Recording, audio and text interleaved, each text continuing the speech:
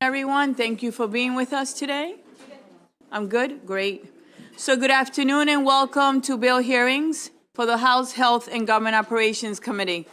I'm your chairman, Jocelyn Peña-Melnick, joined by my vice chair, Bonnie Collison. This is our first session back in person since 2020, so I ask for your patience if we encounter any technical streaming issues.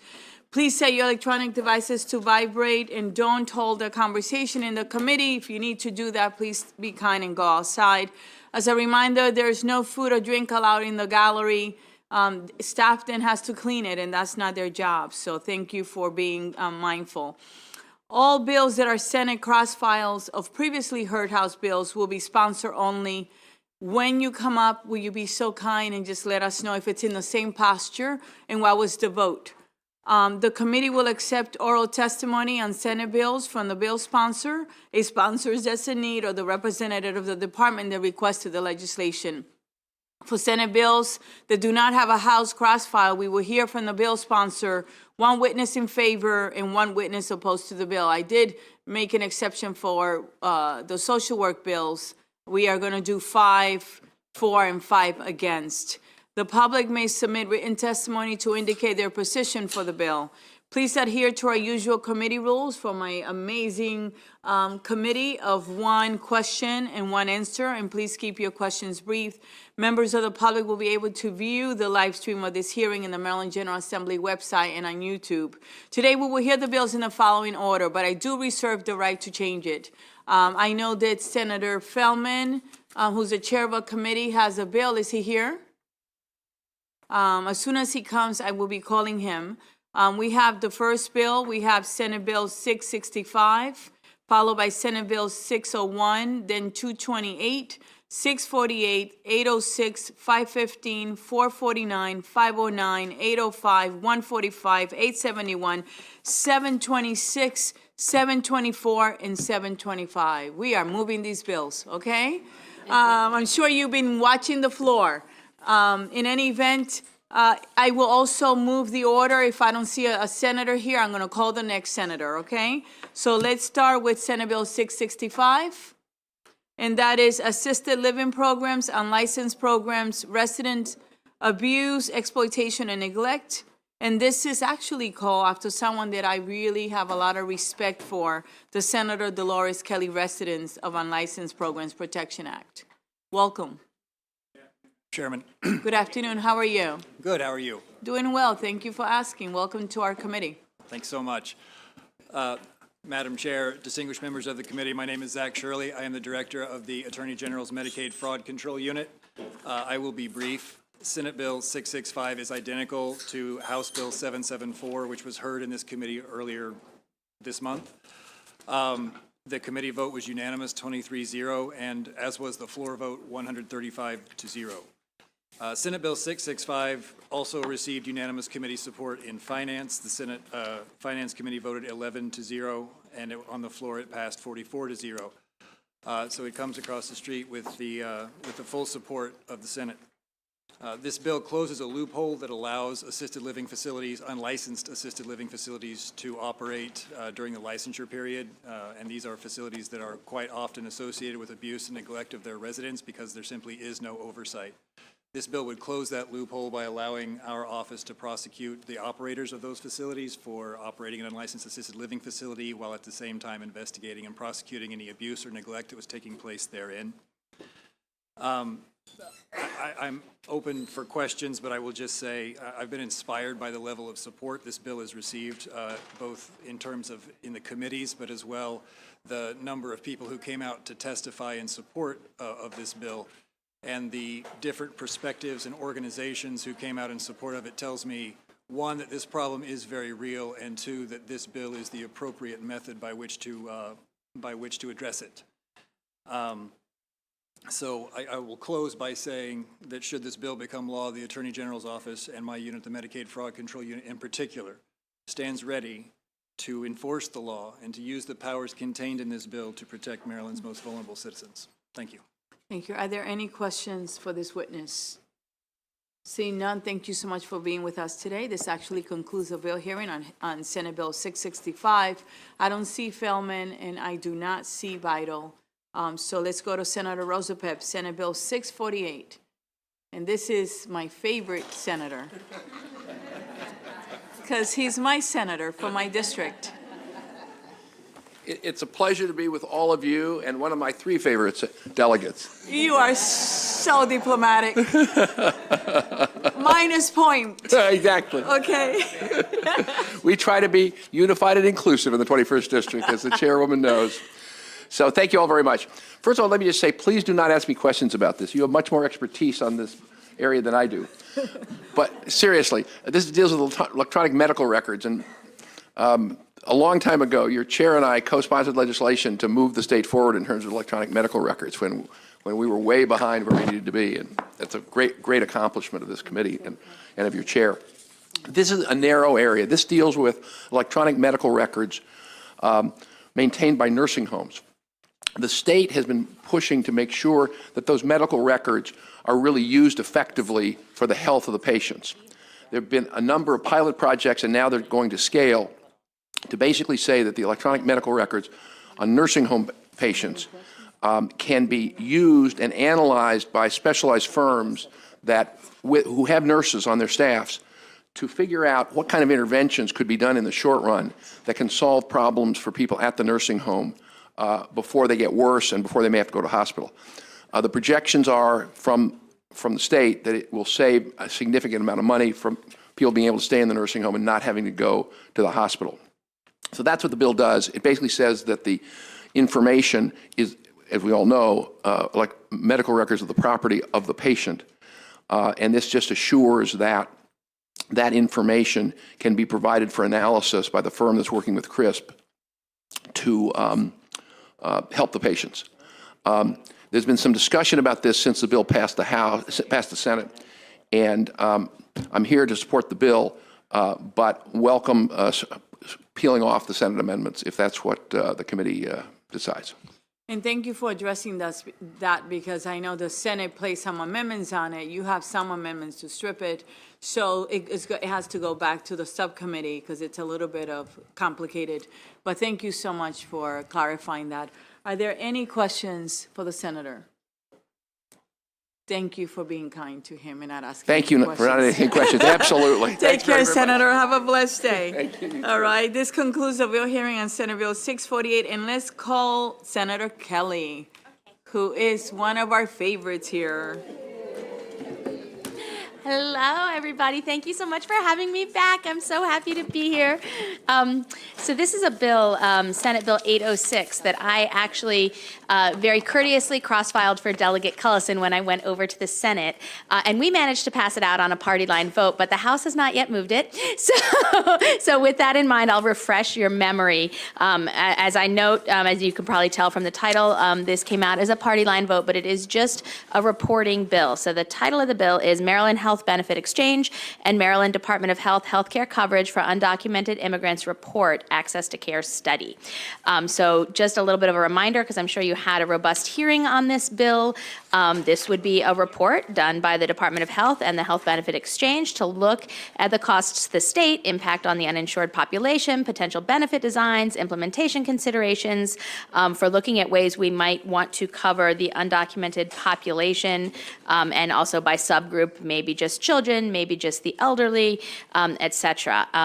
This is a really important health equity issue. I will close by just giving you some statistics. As you all know very, very well, we are at a very good, we can do better, but a pretty good 6% uninsured rate across the state of Maryland. However, when you look at the Latino population, 21% of the Latino population is uninsured. So that's a huge health equity consideration. And of course, when you look at the undocumented population specifically, which crosses all racial and ethnic groups, we're talking about 40% uninsurance rate. So this is a policy issue that we need to really dig into and look at. And so the point of this report would be to build on the work that we did last session with the Healthy Babies Act and think about what next steps might look like in an informed way. So with that, I will remind you that the Senate did pass this. I think it was definitely a party line vote, but everybody wasn't there, so I think it was 30-12. And I would urge you all to pass this out as well. Thank you so much. Thank you. So before I want to ask you a question, there is a bill, House Bill 588, which is Delegate Collison's bill, which is access to care, which basically allows undocumented individuals to be able to buy insurance from the exchange. There are no subsidies in there. There's Right. actually an amendment that states that if there were to be subsidies, the health exchange has to come back and explain where the money's coming from, how they will use it. It's simply to allow them to do that. Do you see that bill in conflict with this bill? No, I don't think those are in conflict. I think they're complementary. I think that's the intention, but I will defer to Vice Chair Cullison because she is the crossfile of both. You want to ask a question? Thank you. So I know we are very worried and concerned about fiscal notes on bills. Does this bill have a big fiscal note for the implementation of the bill itself? This bill has no fiscal note. It's a reporting bill. It can be done with existing resources. And, okay, thank you very much. Okay. And the undocumented population every year, do you know the number that it costs the hospitals? Ooh. I believe it's $150 million for 2022. I can tell you that I don't know the exact number, but I trust you on that. I will tell you that the Hospital Association, when we had the full hearing on this in the Senate, was strongly supportive of this bill. They sat with me at the table and urged us to do this reporting bill Yeah. because of Thank the you. reasons you cited. Thank you. Are there any questions? Seeing none, thank you very much for your testimony today. We really appreciate it. It's great to see you. So And great to see you have too. a blessed day. Keep This up the good work, everybody. I Thank miss you. This actually concludes the bill hearing on Senate Bill 806. Next, we have Senator Feldman, Senate Bill 601. Senator Feldman, the Maryland Health Benefit Exchange State-Based Young Adult Health Insurance Subsidy Pilot Program, Sunset Extension. Welcome to our committee. It is great to see you. It is great to be here, and last week I did not make it, and you said that if I showed back up, I had to present a key lime pie to you, so I do have it right here. So, Love it. and, Okay, move favorable. No, just And just, I think this will be short. This see, piece, Michelle is getting it. Yes. Yeah. there you go. Thank you. Thank you. So I wasn't going to make that mistake again. Look, this legislation is a cross-file of Delegate Kerr's bill. I think they're in identical posture, and we already passed the House bill. I think everything's good. So there's not much more to add other than it's extending the pilot for the adult use, the young adult subsidy program that we created a few years ago. And so you guys did a bang-up job extending it. We did the same on the other side, and I think the bills are identical as I understand it. So, okay? Thank you. Are there any questions for the senator? All right, Senator. Thank you, Madam Chair. I thank you for being here, and I thank you for my key lime pie, okay? You have a blessed day. Thank you. Appreciate you. This actually concludes the bill hearing on Senate Bill 601. Next, we're going to go to Senate Bill 228. Senator Vital, Department of Aging, Long-Term Care, and Dementia Care Navigation Program, jointly assigned to Health and Government Operations Committee and Appropriations. Welcome. Thank you, Madam Chair, Madam Vice Chair, and members of my favorite committee. I didn't Thank bring you. key lime pie. Next time. Good afternoon. Next time. Next time. Good afternoon, Chair, Vice Chair, and members of the Health and Government. For the record, Pam Vital, Anne Arundel County. So Senate Bill 228 is the Dementia of Aging, Long-Term Care, and Dementia Care Program. I worked in the interim with your Vice Chair, then not Vice Chair, but congratulations, Delegate Cullison. And I believe that they are now in the same posture, the House bill and the Senate bill, because there were some amendments done to add dementia care and long-term care navigators both into the bill. So with the same posture, House and Senate bill, I respectfully request a favorable report on Senate Bill 228. Thank you. Are there any questions for the good senator? Seeing none, thank you so much, Senator, Thank you. for your leadership. Thank You have you. a blessed day. This actually concludes the bill hearing on Senate Bill 228. Next, we have Senator Lamb, Senate Bill 515, Health Insurance Step Therapy or Fail First Protocol Revisions. And after Senator Lamb, I'm going to call the wonderful Senator Augustine. Go ahead. Well, I will be very brief. Thank you, Madam Chair, members of the committee. Really pleased to be here to present Senate Bill 515. For the record, Clarence Lamb, Senator District 12. This bill pertains to step therapy and also some revisions as to what may be permissible when it comes to our step therapy policies to payers. This issue, I think, has been very familiar to many members of this committee through HB 785. This is the exact cross-file. The Senate version now conforms to the House version and is coming across, and that's the bill here before you. The vote was unanimous in committee, also unanimous on the Senate floor, and that's the bill. Thank you. Are there any questions for Senator Lamb? Senator Lamb, there are no questions for you. Thank you for being with us. We really appreciate you. You have a blessed day. This concludes the bill hearing on Senate Bill 515. Next, we have Senate Bill 509, and that is Healthcare Facilities, Nursing Homes Acquisition and Licensure. Good afternoon, Senator. How are you? I'm well, thank you, Madam Chair. Senate Bill 509 is in the exact same posture as House Bill 702, which passed unanimously through the entire chamber. I would ask for a favorable report on Senate Bill 509. Thank you so much, Senator. Are there any questions for the good senator? Seeing none, Senator, thank you for your leadership. You have a blessed day. This concludes the bill hearing on Senate Bill 509. Next, we have Senator Guile. Is she here? Senate Bill 449. Someone testifying on her behalf? Good afternoon. How are you? I'm well. Thank you, Madam Chair, My Madam pleasure. Vice Chair, members of the committee.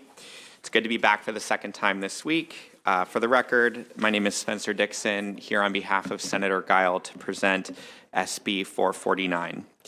This bill would conform Maryland statute to the language in recently finalized federal regulations that created over-the-counter hearing aids and prescription devices by authorizing audiologists to prescribe hearing aids rather than only fit and sell them. As you know, this bill was cross-filed with HB 401, which was heard in this committee on Wednesday, February 8th, and passed unanimously by the full House on Thursday, March 9th. SB 449, as amended, is in the exact same posture as HB 401, as amended. I therefore respectfully request a favorable report on SB 449. Wonderful. Any questions? Yes, Delegate Chisholm. Thank you, Madam Chair. My pleasure. And I know Senator Guile is new, and she and I share some similar areas. Were you here to see what happened with Senator Ferguson? I am not sure I'm following your question. He had to bring a key lime pie. Oh, it's Feldman. I'm sorry. Yeah, hence my you might want to bring that back to her. hence my confusion. Yeah, I did leave the pies at home, but I'll be sure to bring them next time. Thank you, Madam Chair. I love that question. You get a second one just for that. All right, there are no questions. Thank you for being with us today, okay? Give the Thank you. senator our love. This actually concludes the Senate bill hearing on Senate Bill 449. Is Senator Ellis here or someone on his behalf? All right, let's go on to Senate Bill 145. Senator West, is he here? Yes. Yes. Oh, my goodness, we miss you. Believe me, I miss you too. So, thank you, Madam Chair. Chris West to present Senate Bill 145. Can I ask Senator Washington if she's Senator here? Washington, where did she go? Or she's, all right. Well, I'll have to do it by myself, but I think I have a large. Let's see if she's outside. Don't I One have second. a panel here?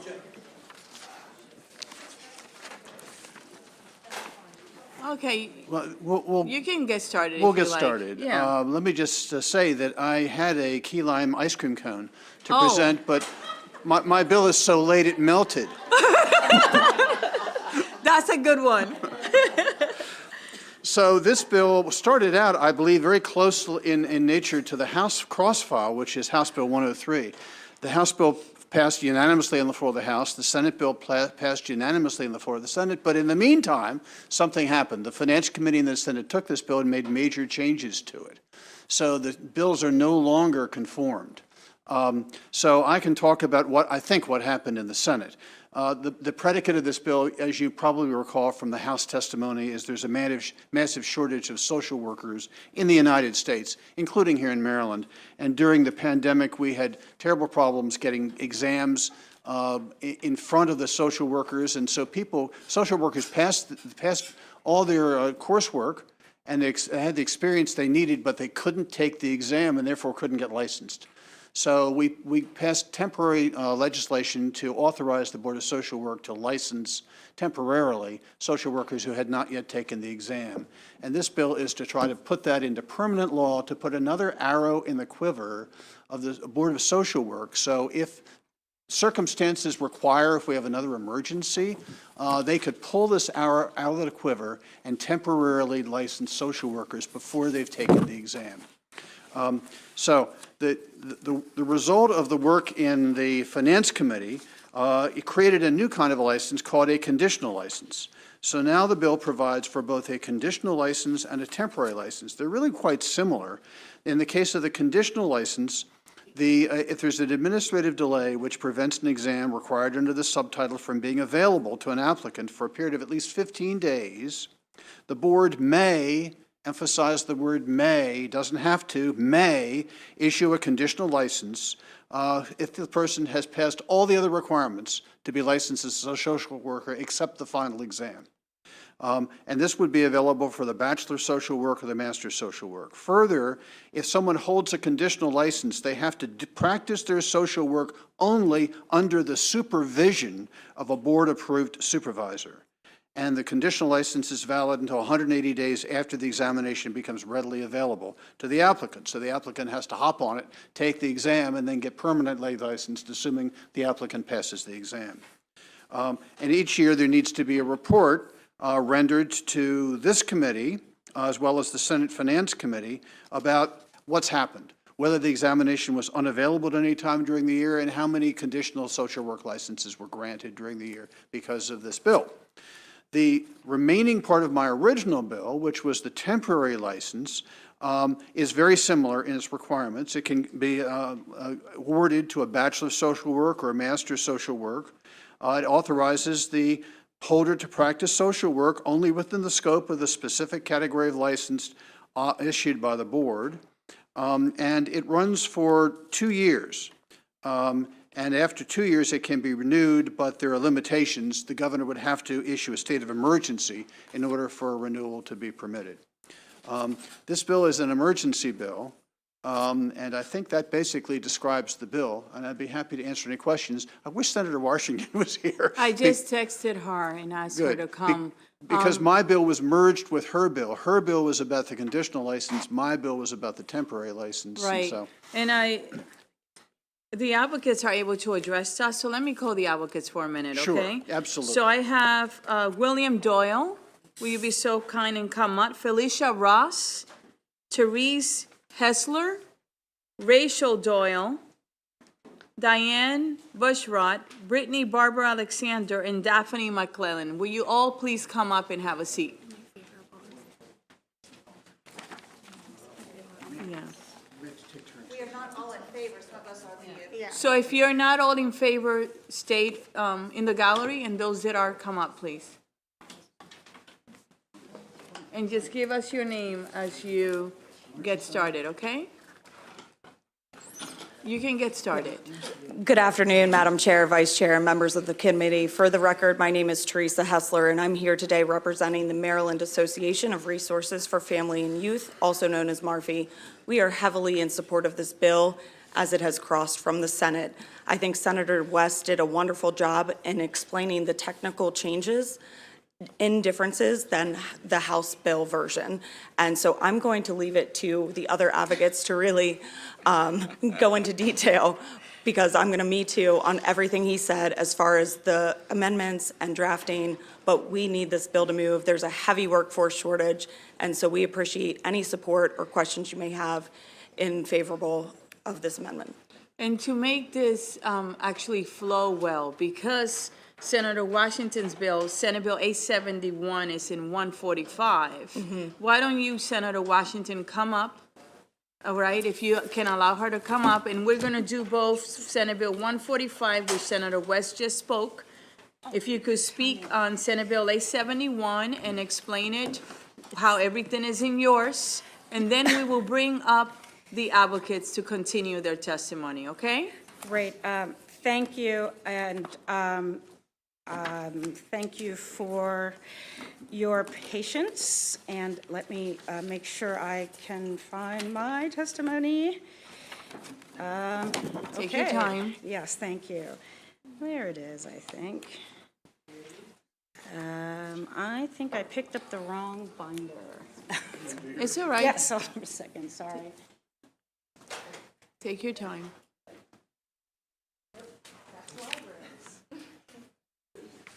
And Commissioner, as soon as we're done, I'm going to jump a few bills. I'm going to call you next, okay? Thank you for being with us. Okay, all right. I was confused about what I was asking. Okay, am I testifying on 871? Is that correct? Yes. Okay. Yeah, and you can actually reference to 145 to the extent you can, because it's all in one. Got Just it. let us know what is being done. What right. did the Senate do? Okay. Because it's not what we did in the House, so Yes, if you I can got it. explain that. Okay, so I think if you just allow me for a minute. Absolutely. There is not a cross file for 871. 871 was originally drafted as a moratorium on taking the national license exam as a qualification for a Maryland, for someone to be licensed as a practicing social worker in Maryland. It also set up a work group to explore the issue of licensing in Maryland, as well as the issues raised by a 1922, well, a report about the Association of Social Workers Exams report about disparities in passing rates. So the report showed a really alarming disparity in social work licensing pass rates. The pass rates were consistently varied by race. They also, as the age of the test taker increased, it was less likely they would pass the exam. Also, if English wasn't their first language, they would be less likely to pass the exam. And then also, even though the data hasn't been released on the test takers with disabilities, advocates have also noticed a disparity in that exam. Other states, because of the findings from that report, have banned the use of a national exam, specifically the ASW national exam, as a prerequisite or as a veto of what others might say is an otherwise qualified and educated person able to practice. So in framing that issue, I want you to know very clearly that the Senate and also I as a drafter, our job today really isn't to determine whether or not the test is racist, right? We don't want to necessarily go back and forth with that. Although you're going to hear some testimony to that effect. Your job is not to point fingers and try to assign blame. It's the test taker, it's the school, or just, whatever. So at this moment, it's not our charge to determine the cause of the stark racial and other disparities administered by our Maryland Board of Social Work Examiners through its vendor. Our job today is just to listen to the students, to the educators, the academic institutions, and service providers that are saying that we need to take the bold steps for equity, but also for addressing the shortage of social workers in our state. That is where SB 145 and SB 871 come together.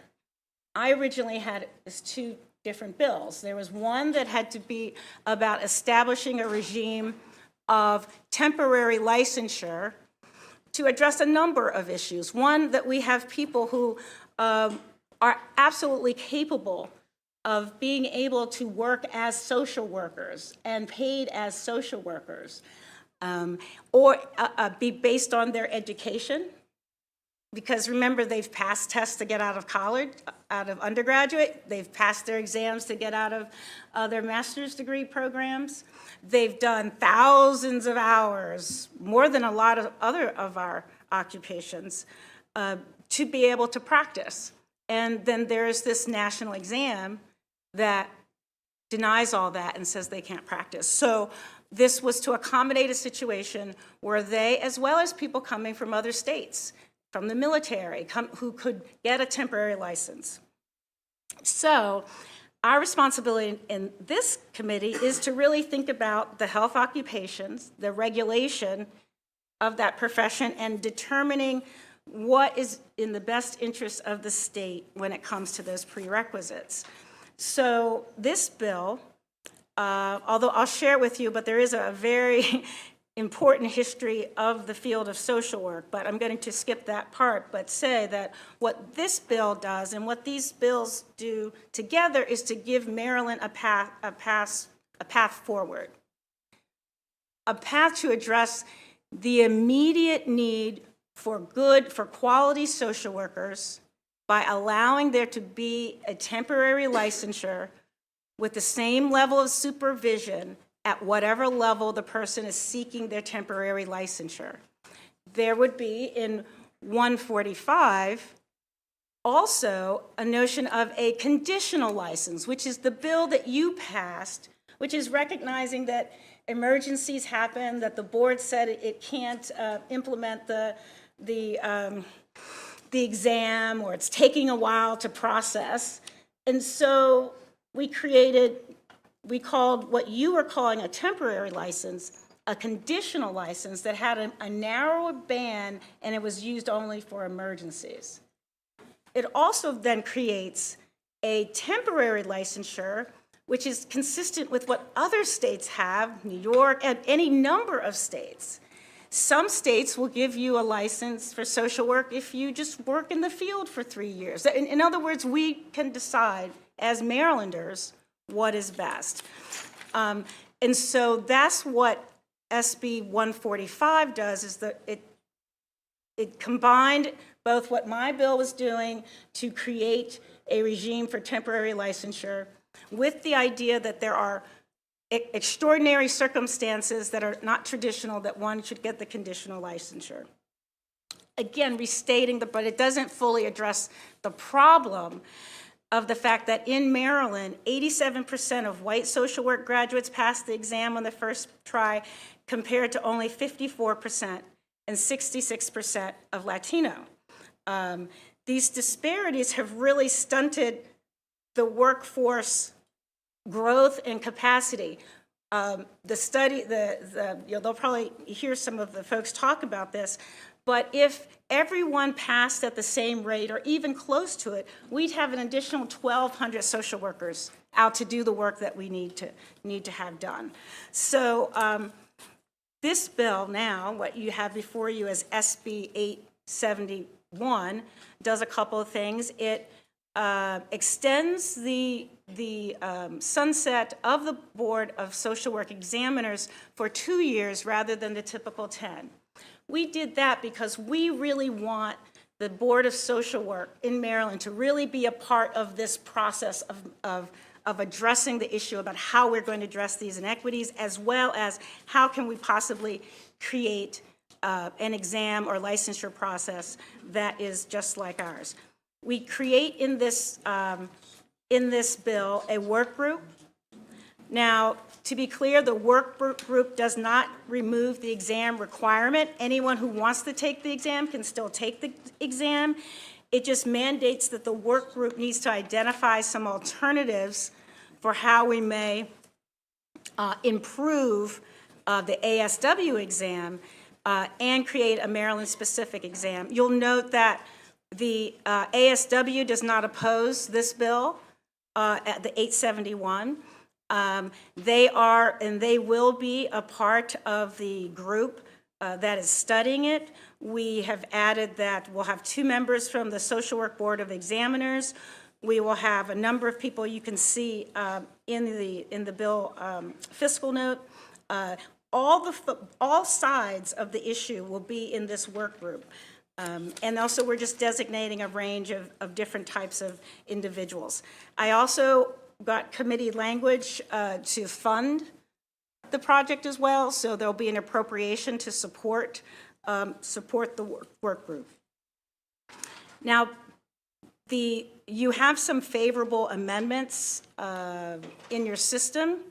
I've been in conversation with those who are proposing amendments, and we are accepting, and you should have, sponsor amendments accepted based on suggestions from the chapter of NSAW, where they suggested expanding the scope to include identifying barriers beyond the exam. And so we agree with that, to just focus on the exam, does not focus on the other structural reasons why people are having difficulty with the exam. So we accept that. We also accept some suggestions from the Board of Social Work Examiners, where we are getting one representative from the governors of the Office of Death and Hard Hearing. And also, we think it's a good idea for the Board of Social Work Examiners Executive Director to be there. There.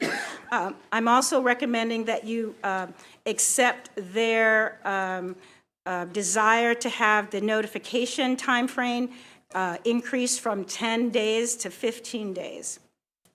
And just to sort of close, as it stands, this national exam has veto power over all social work licenses in the state of Maryland. It prevents social workers of color, older social workers with a different language, social workers that have a different view, a different population, and it stands between what they really need and what our communities need. And then just one more thing I wanted to tell you about. The exam itself was first implemented in 1983, and then it wasn't until 1999 that it became mandatory in Maryland. So anyone who received any of their licenses prior to 1999, they are currently practicing in Maryland, and they have not taken a national exam. I'll just say that again. So you have people who are supervising people who are required to take an exam in order to enter the profession, who themselves have not taken that national exam. So again, we don't know at the end of the day where we as Maryland should end up, but we know we need to spend 18 months or so working on it together and coming up with a good solution with all the parties. So with that, I guess you could, if you want to hear the rest of the testimony, but that's how our bills work together. There was no reason, yeah. I think you made it really clear. So All they're right. both together. Okay, so thank you for explaining it. I'm going to actually, what I'll do, you have a panel, right? Let me call your panel, and then we'll open it up for questions, okay? Sounds So good. the people Thank you. that were in support of both bills for both senators, please come up. Oh, but I don't think there's room. The bill, Senator Washington's bill, come up, whoever is in support of that bill. Because that is the vehicle. Go ahead. Sorry, do you want testimony for both or what? Because Give us whatever testimony you have, okay? You signed up for that bill. If you could get started, please, and you can have a seat. Let's have the testimony for 871, okay?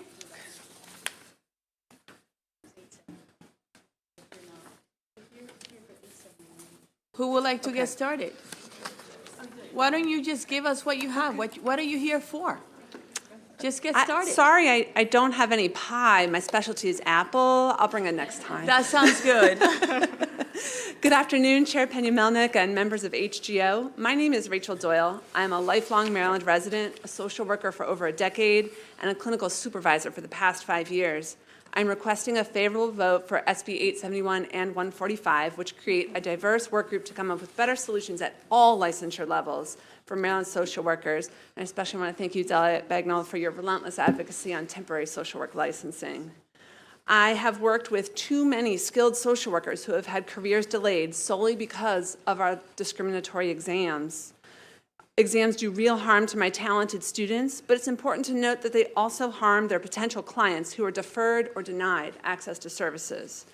The harm caused by these exams is troubling. Research has shown that ASWB exams rely on stereotypes, and they are not shown to be reliable or valid. These tests do not protect the public as they claim. They in fact harm the public by denying qualified social workers from entering the workforce. Curiously, I have found that many social workers against these bills were grandfathered when exam requirements were first introduced and have never passed them themselves. There's no evidence, even after all these years, that they are any less competent than their peers who did. I am also here to ask that you retain all Senate amendments that hold the BSWE accountable and deny any proposed amendments to BSWE. Advocates would have welcomed the opportunity to collaborate with them, but we were repeatedly denied the opportunity to do so. The only response we as social workers received was 5 months after the data release. It consisted of a memo on their website offensively parroting ASWB upstream factors as the only reason for pass rate disparities. It names ASWB 11 times, social workers twice, and Maryland 0. While BSWE are ASWB members, there's no contract outlining the nature of their relationship, and they have made it clear that their loyalty lies with ASWB. BSWE has demonstrated they require your careful oversight, and it's clear we need a diversified work group to find fair solutions. Thank you. Thank you for your testimony. Next, please. Yes. Good afternoon, Chair Pena-Melnick and all members of the Health and Government Operations Committee. My name is Felicia Ross, and I'm a licensed master's level social worker and an NASW Maryland chapter member. I live, work, and serve throughout Prince George's County. I'm virtual, so I'm very privileged to serve several communities throughout Maryland. I am not a native of Maryland, but this was one of my favorite military assignment stops, as my parents, retired officers of the Navy and Army, respectively served at Fort Meade and Walter Reed National Medical Center. I'm asking for a favorable vote on SB 871 as well as SB 145. While neither mitigate the ongoing harm of the exam, it does allow for space for key stakeholders to demonstrate their long overdue commitment to rectify decades of harm experienced by licensed candidates at the BSW, MSW, and LCSW level. When I sought the assistance of the NASW Maryland chapter after the exam data was released in 2022, they had no comprehensive agenda to address the concern. And so I'm very grateful to sit beside advocates like myself, colleagues here, as well as 300 other social workers, many of whom are also a part of the NASW Maryland chapter, who want to ensure that we have an equitable path to licensure. Though I wish SB 145 extended to those like me who have taken the exam at least once, who have completed 2 years of supervised practice, who have over 3,000 hours of clinical practice, and who are now facing the barrier of another biased exam, I'm grateful it extends to my peers at the BSW and MSW level. 15% of our states nationwide already have temporary licensure, and they do not require the exam to enter this profession. This does not create a two-tiered system. In these states, social workers are practicing efficiently. Being Black and queer, I identify with fears of harm to the global majority. I would debate that the harm has already led us here. The global majority is often left out of mental health crisis conversations. Temporary licensure does not sound like harm to the public or delegitimize social work practice. It sounds like increased equity and culturally competent care for the public. And as a therapist, I find pride when a soul I hold space for expresses the deep gratitude that someone can identify with their lived experiences. Licensure, as we see in other states and professions, has evolved. SB 145 would guide us in the right direction. Thank you for your time. Thank you for your testimony. We appreciate it. Will you be so kind, sir, and give us your testimony? Sure. Good afternoon, Madam Chair, Madam Vice Chair, all the members of the committee. Thank you for your attention to this important issue. My name's Dr. Mike Massey. I'm a professor of social work at Catholic University and a Maryland resident. I'm asking you to support Senate Bill 871 and Senate Bill 145. And I want to let you know why these two bills are really important. Over the last 2 years, I've been doing extensive research on the topic of social work license exams, and I'm going to talk about the evidence. And what you hear from people who defend the exams is that they protect the public. But I want to tell you that they're listening to their wallets and their fear of meaningful change, and not the evidence. First, the data overwhelmingly show that licensure exams are a machine of inequality and targeted discrimination. Year after year, well-paired, qualified, competent, Black and brown, older, and other social workers are delayed in their profession or cut out altogether based only on these exams. Even more devastating is that, as prior testimony has demonstrated, and your written testimony as well, Maryland communities that need good social workers and would benefit from folks that share their identities and experiences are being denied service and support. The evidence is quite clear. The exams are not protecting Maryland. And just as important is where evidence is purposefully lacking. In over 40 years of using these exams for licensure, neither ASWB nor anyone else has produced one iota of evidence that the exams measure social work competence or are connected to quality of practice at all. In fact, there's much more research evidence that calls into question the validity of the exams. So based strictly on the evidence, the exams clearly do not protect the public. They only deny Maryland a diverse pool of ready, willing, and social workers. And I would just add, because we're talking about two bills here, that Illinois passed a bill that eliminated exams at the master's and bachelor's level 2 years ago. They since then tripled the number of new licensees with no harm to the public, as the evidence demonstrates that doing this does not harm the public. It adds to the workforce, it adds to the diversity of the workforce, and adds to Maryland as a state that cares about equality, equity, and our communities. Thank you. Thank you for your testimony. Is there a William Doyle? Will you come up, and then I'm going to open it up for questions.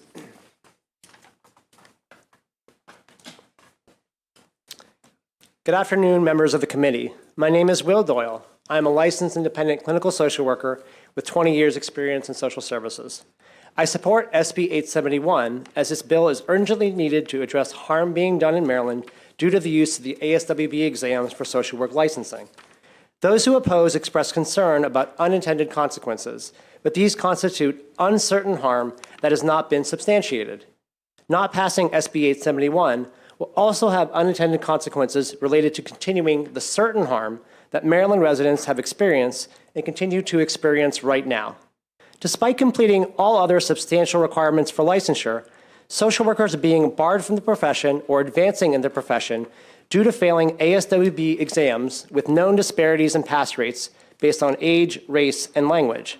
Disabled test takers, particularly those who are deaf and hard of hearing, are also significantly impacted. We understand the value of competence and public protection for social workers, which makes the lack of proof that the ASWB exams promote either all the more egregious. Despite having social work degrees, social workers who fail the exams have to seek work outside the social work profession to support themselves and their families. They are barred from higher paying social work positions that they are more than qualified for. Due to the financial harm this barrier causes, I am here today instead of those impacted. Please ensure their spots on the work group remain intact so they have the opportunity to speak for themselves. Maryland residents in need of social workers are being deprived of diverse and culturally competent options, and in many cases don't receive needed services at all or have to wait while their needs increase. This is completely unacceptable, but we have the ability to take steps forward in addressing these needs and harms by passing SB 871. SB 871 creates a diversified work group specifically focused on addressing alternatives to worthless and biased exams.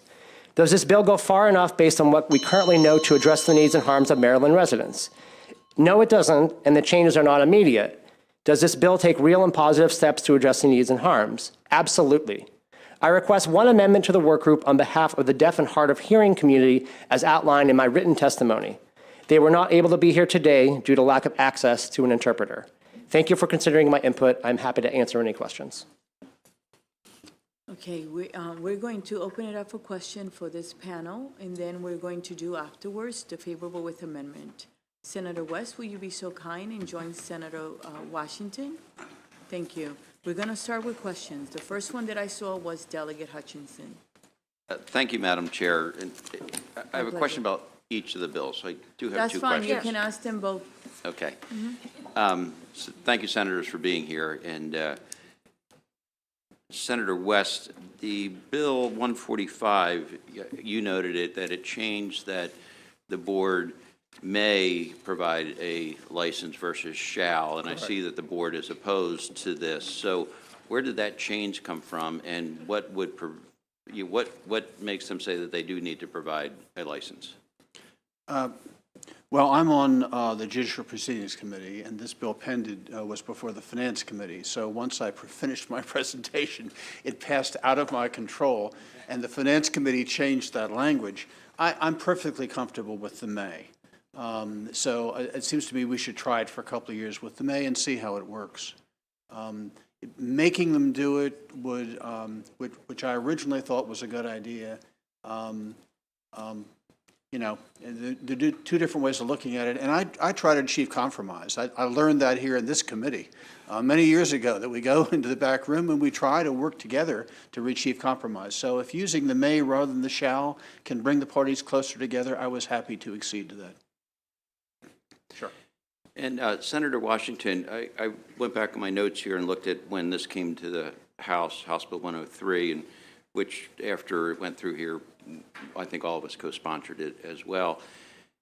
But interestingly, at that time, I had a tough time understanding how there's racial disparities in a test. And before today's session, I met with my good friend, Delegate Woods, who's also a social worker, and some of my other colleagues here in the committee, and we had a nice discussion about that and a good understanding of how that does occur. So would the outcome you like to see of this is that the test completely goes away, or that there is a balance of where the tests and the questions are applicable to the community or the environment that the social worker is going to be practicing in? Yeah. So I think that's why, one, the committee the work group will decide the best path. I believe that ensuring that the exam is testing, you know, maybe regulations, like certain actual processes and rules and basic knowledge is one thing. But here's an example of one of the questions. A social worker is a member of a team of planners hired by an inner city revitalization agency. The team's assignment is to improve living conditions in a deteriorated neighborhood that was once thriving community. The area is now characterized by high crime and drug traffic. Those living in the neighborhood are intimidated and fearful. In adhering to the concept of social justice, what should the social worker do in a meeting with the residents? That's a question. So lots of coded language, and it's just not the only one. There's a number of things that are in that exam. So one would be to look at that exam, but really, I like NSAW's idea, or perhaps our idea, is that there could be a Maryland exam that is appropriate, but that it doesn't have veto power. Maybe it's 30%. Maybe there's a range. Right now, you either pass or you don't pass. Like there could be a range if we decide to have an exam, or as some other states have, years of experience. But I can't really say exactly, except that I know that together we've got a lot of smart people, some of the best schools of social work, some of the best social workers, best impacted communities, and that we can be a leader. Simply banning the exam does address something, but it doesn't solve it. So I'm looking for us to really wrestling with this over the next 18 months, but also not getting in the way of people who are otherwise qualified to have a chance to make a living and make a contribution. Thanks.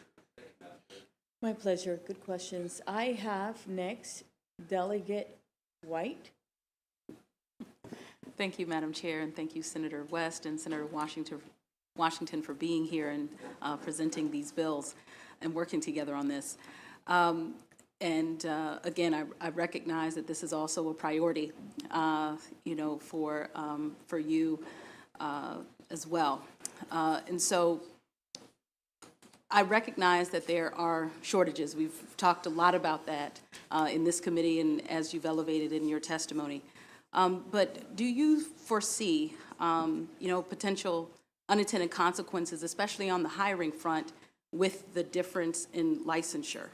Could it result in unintended consequences and maybe even further inequities, specifically within the hiring process? How could an employer with two candidates, one that has full licensure, another that has maybe a conditional or a temporary license, when they're applying for the same role? Could that lead to unintended consequences in that way? So Could you share more about that? If you note in the bill, someone doesn't have like a tag on them that says, their license doesn't have big T on it or a red T. They are licensed in Maryland to practice social work for billing purposes, for all purposes. So that doesn't exist. You will hear testimony to that. But then also there was testimony about it would get in the way of the compacts, and I believe that testimony has since been retracted. So we have provisions in that to address it. But again, how long the temporary license stays the way that it will be resolved, or how those issues are resolved would be the result of the work group, what the work group recommends to this body and to the board. But there's no way, the real thing that produced the inequality, the 2 tracks, is the exam. The National Association of Black Social Workers, or we're on record from the beginning that we do not put this exam in place, that this exam will result in racial inequities and differences when it comes to pay and passage. And it's amazing when you read their statement in opposition, and also allies as well. Everything that they predicted would happen in the field is exactly what happened. So if we're going to talk about a 2-tier system, it was created by requiring that exam in 1999. My pleasure. I have next Delegate Woods, followed by Alston. Thank you, Madam Chair. Request permission to comment before question. Yes, just because you just got back and we love you, we're going to show you a little love. Okay? And I'm going to find that key lime pie and pretend it came from me. Oh, you got it next to you. So I begin with comment. I am a licensed social worker. And so this is very important to me because I am a licensed graduate social worker who has trained current licensed clinical social workers, who has supervised social workers, but was never able to be in a supervisory role because I did not pass a licensed clinical social work exam. I worked with a number of people who also were grandfathered into the clinical social work position.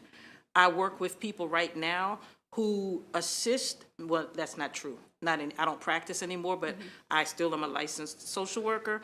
But I worked with people who assisted me, who could very easily do what I do, had very easily done what I do in my absence.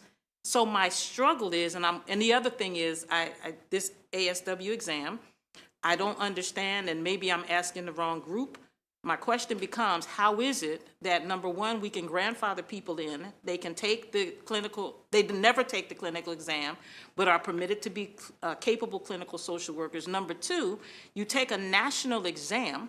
I'm not licensed in Maryland. You take a national exam, but you cannot be permitted to practice in all states, because that currently occurs. And I believe it's still true that if you have a license in New York, you can't practice in Washington, D.C. I don't believe you can practice in Maryland either. So how can you take a national exam and then not be able to practice nationally?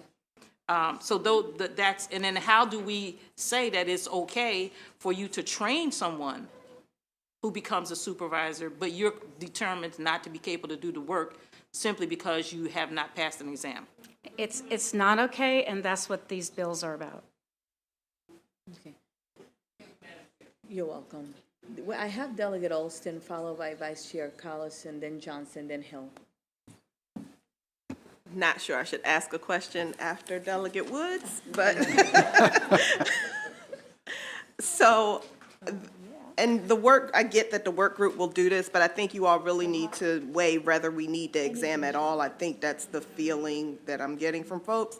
But I wanted to know, with regard to the temporary license versus the conditional license, would it be simpler to just have one title and many ways to get it? Like, I'm just not sure that I see the true distinction between the two, and it's a little confusing from a drafting perspective. Maybe I should comment on that, and at least up to a point, I agree with you. When I introduced my original bill, it did not have these two kinds of conditional or temporary licenses. It only had a temporary license.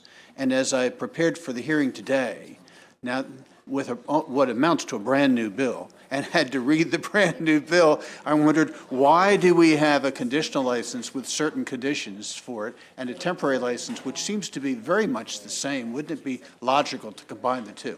As far as I'm concerned, if this committee wants to, in its wisdom, combine the two, I don't have a problem with that. You're welcome. I have Vice Chair Collison next. Thank you, Madam Chair, and I'm going to do, there are two bills, so two questions. That sounds good.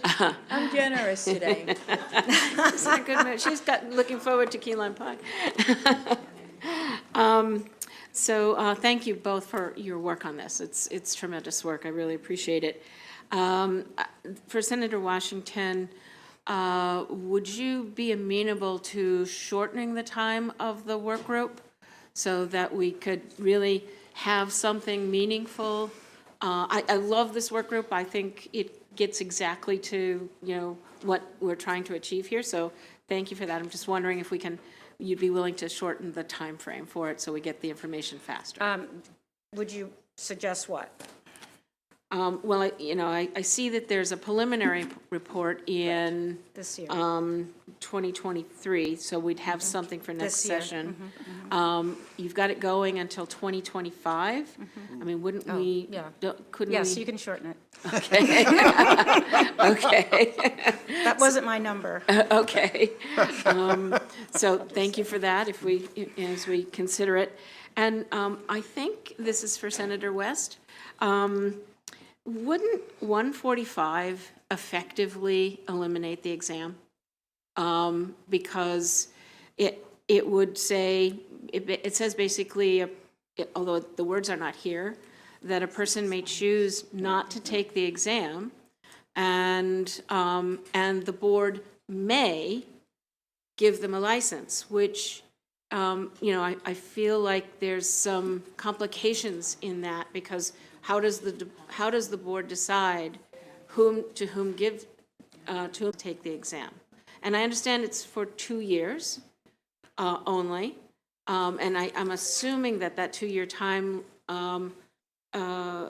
range was due to waiting for the study information, so I just wanted to Yes. ask it that way. I think that's right. The whole purpose, as I understand it, of the change to my original bill, to have the temporary license for 2 years, was to enable this study to occur, and then to readdress the issue once the recommendations come from the study.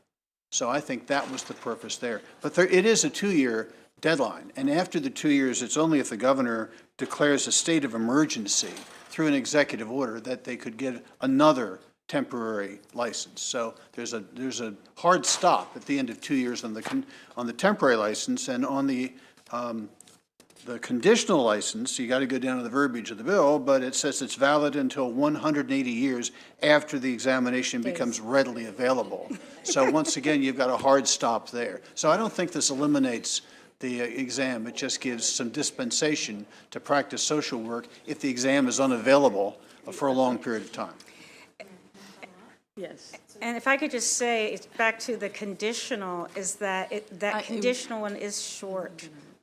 So it is because the exam's not available. It's for a different purpose, so that's all. And I understand that, and we've had that bill I know, you in have. here, and we were so happy to pass that bill this year. It's still there. But I'm worried that the temporary license in here, like I said, effectively eliminates the exam, because if I'm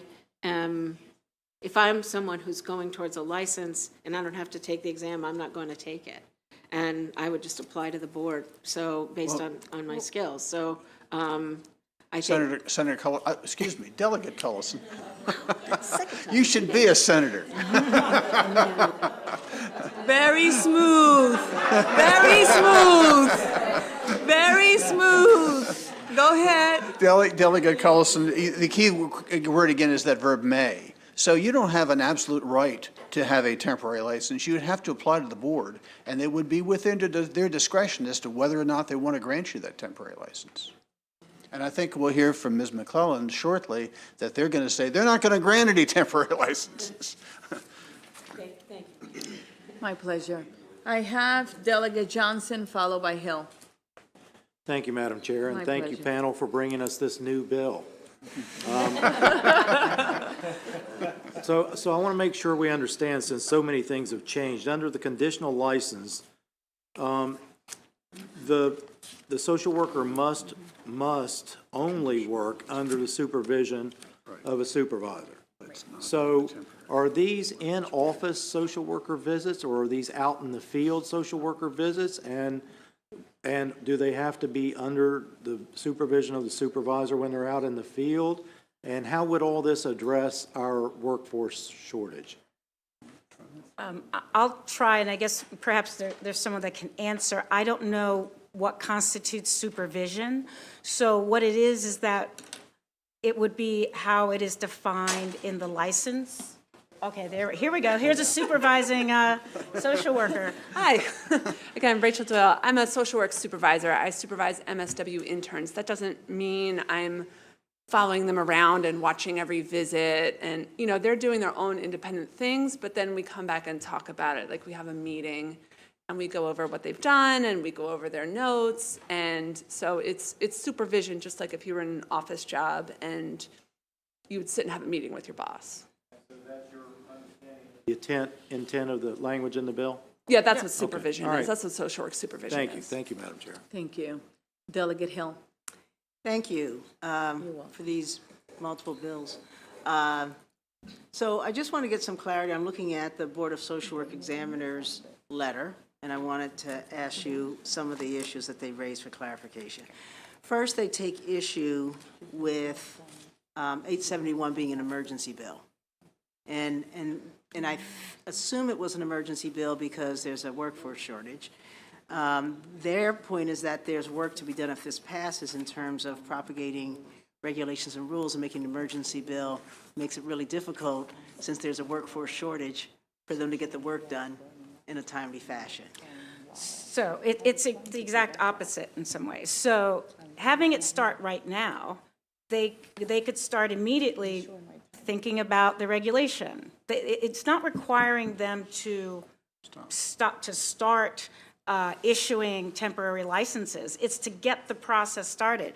How many times have we, you wait till October 1st and we've directed an agency to do something, and then while it could have been started along, many months ahead, it doesn't start until October, and then it gets delayed and delayed. This is really important that we address this right now, which is also why we provided an appropriation to support the work. And I'm also specifically in dialogue with the Secretary of Health, and they are, you can see there's a letter of information, they are aware and prepared to get started on this as soon as it becomes law. Yes. The next thing that they bring up is that currently MLSW, so licensed master social workers, can engage in clinical practice under the supervision without passing a test. And we know that the state, we've had testimony that the state hires folks who don't pass the test all the time, and so they actually can work, because there was some testimony that they're not allowed to work as social workers. So there's a limitation in who can hire them. They can work under supervision. So their argument is we already allow people who don't pass the test to practice as social workers. And, Yes. and the testimony has been that if you don't pass the test, you can't practice as a social worker. And I wasn't going to raise that, but that raises the, I'll say irony, or that if you're working for the state, you can call yourself a social worker. So they have tiers of social workers. So Tom's wrong. My understanding is that you can work as a social worker 1 or something. Okay. Then perhaps someone can answer the question. So there's someone that's saying that that's not the case. My understanding is that there are people who call themselves social workers who work for the state.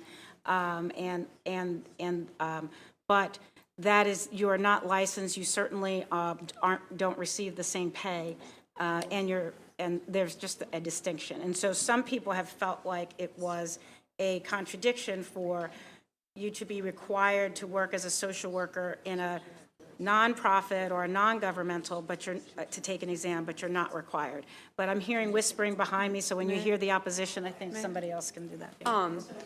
Well, I think she should answer the question. There's a rule about one question, one person. I'm going to allow it because I'm going to allow it because these bills are so different from what we sent to the Senate, and the House did not know and was not aware of those amendments. We knew they were amendments, but we were not part of it. And as you could see, the committee's invested greatly because they spend so much time on it. So I'm going to allow it. I usually don't, so that we can, this is our only opportunity right now, right, to get it right. So I'm going to be, with the permission of the committee, I'm going to be a little more flexible today. You can go ahead. Thank you, Madam Chair. So social workers who can't pass their exams will often work in like social work adjacent positions, so like a case manager, something that does not require licensure, like somebody could maybe do with a bachelor's degree. And that's part of the benefit of these two bills together, is that if we agree that licensure and board oversight protects the public, that's different than an exam. Licensure does not equal an exam. And so it is actually safer to allow these temporary licenses to put anybody with a BSW or MSW under board oversight. And more than 15% of states in our country already have some kind of temporary licensure. Yes. Thank you. So their statement is actually, so I'm going to ask you sort of, I mean, you can, I'm asking sort of the yes and no. Quote, LMSWs may engage in clinical practice under the supervision of an LCSW certified, aside from owning their own private practice or practicing without supervision. A person with an LMSW is not being held back from using their degree or earning a living. And they don't specify that that they can only practice by the state. They're inferring that they can practice in private practice as long as it's someone else's private practice. Is that a true statement or not? Who's the best person to answer that? Go ahead. So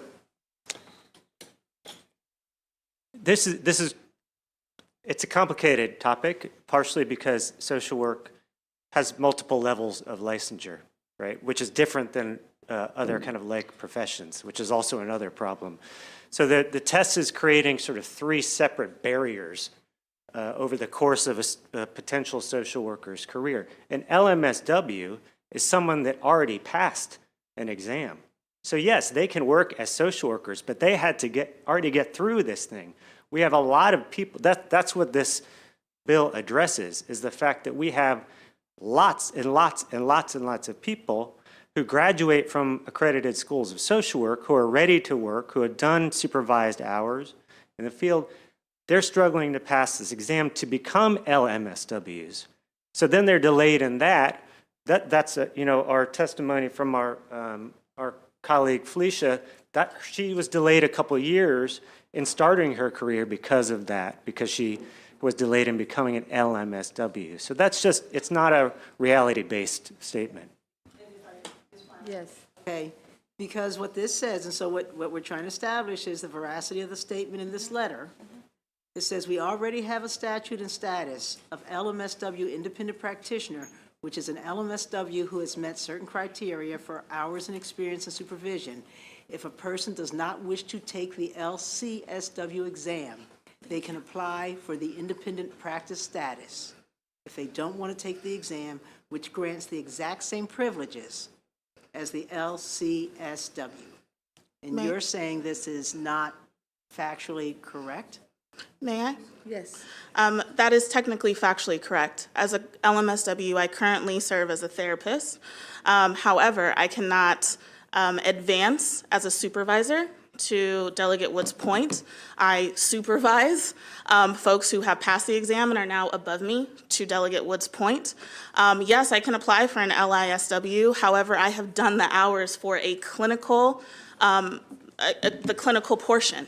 I've done, at this point, 6,000 hours. I pay for 3 hours a month of supervision. So when they say that, yes, LMSWs can practice, of course we can. And we're also coming out of pocket between $200 a month up to, for some of us, $600 a month to continue to keep our LMSW. That is for 2 years. And then we have to renew our license, make sure that we pay for our CEUs.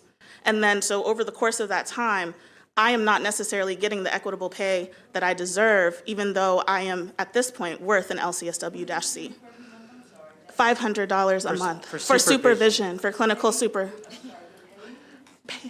Yes, a lot of agencies do not have, to Michael's point, we have a lot of LMSWs who qualify for LCSW-Cs who cannot pass the exam. I've already taken the exam.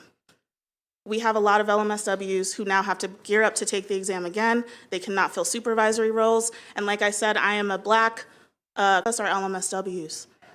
I don't think that's what we understood. Yeah. If you're being supervised. I'm being clinically you're supervised. You're being hired by someone to do your job, but you're paying to be I mean, that's different Because from other for professions. the board, they do not allow for us to necessarily get supervised by everyone. I have to get supervised by a board-approved clinical supervisor. At my employer, I do not have one to be under because they do not own the practice, and they probably don't own the practice because they can't pass the exam to be an LCSW-C. Not trying to be snooty, just those are the facts. Thank you. You're very welcome. Okay, any other questions?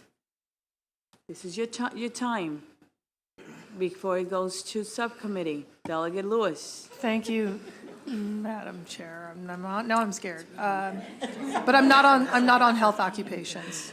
So you can ask the question. Thank you, Madam Chair. So I was just, thank you, Senator Washington, Senator West, and all the panelists. I want to make sure I understand something. Is it the case that in your situation, young lady, is it the case that you have to pay someone to supervise you? Yes, ma'am. Yes, ma'am. On how frequently are you paying this person? I have to pay them for 3 hours a month, so it's $100 each hour. Are you familiar with the definition of the term indentured servitude? Oh, absolutely. We could have some talks. Thank you, Madam Chair. Okay. Delegate Olsten, you will have the last question. Thank you, and thank you for my follow-up, Madam Chair. I just wanted to get clarity on who exactly you're paying. So is there like a list from the board of people? Yes. And does the board have, and I'll ask them when they come up if they're here, do they have that broken down by ethnicity as to who's available? You would have to defer to them. I know that I found my clinical supervisor, which was a long search because culturally competent supervision is the thing. I've actually found them through NASW Maryland chapter. That's where they were actually very helpful. Okay, thank you. All right. So I'm going to do something very different that I have not done this session. Let's take a pause for 10 minutes, regroup. I'm going to call 2 people I'm going to put this bill on hold for a second, okay? And then I'm coming back because they've been waiting for a while. All right, I know Senator Ellis is there, and he has a bill that has been cross-filed that is in the same status. All you have to say is that, and we'll call it a day when I call you, okay? So if you can hold on a second, thank you. So let's actually go to Senator Ellis, Senate Bill 805. Maryland Medical Assistance Program and Health Insurance require coverage for biomarker testing. Senator Ellis. Thank you, Madam Chair. So that you don't have to wait a while. I follow instructions very well, and thank you for allowing me to come in here. I'm here to present Senate Bill 805, which is Maryland Medical Assistance Program and Health Insurance requires coverage for biomarker testing. As you said, I was the floor leader today on the House bill, and it's identical to this Senate bill. So I ask for your favorable report on. Excellent, excellent. All right, any that good questions enough? for the senator? None. They want to move your bill right away. Okay. This actually concludes the hearing on 805. Commissioner, let's go to you really quickly. And this is the Senate Bill 725, and this is insurance product and services offering. Yes, thank you, Madam Chair. This is a departmental bill.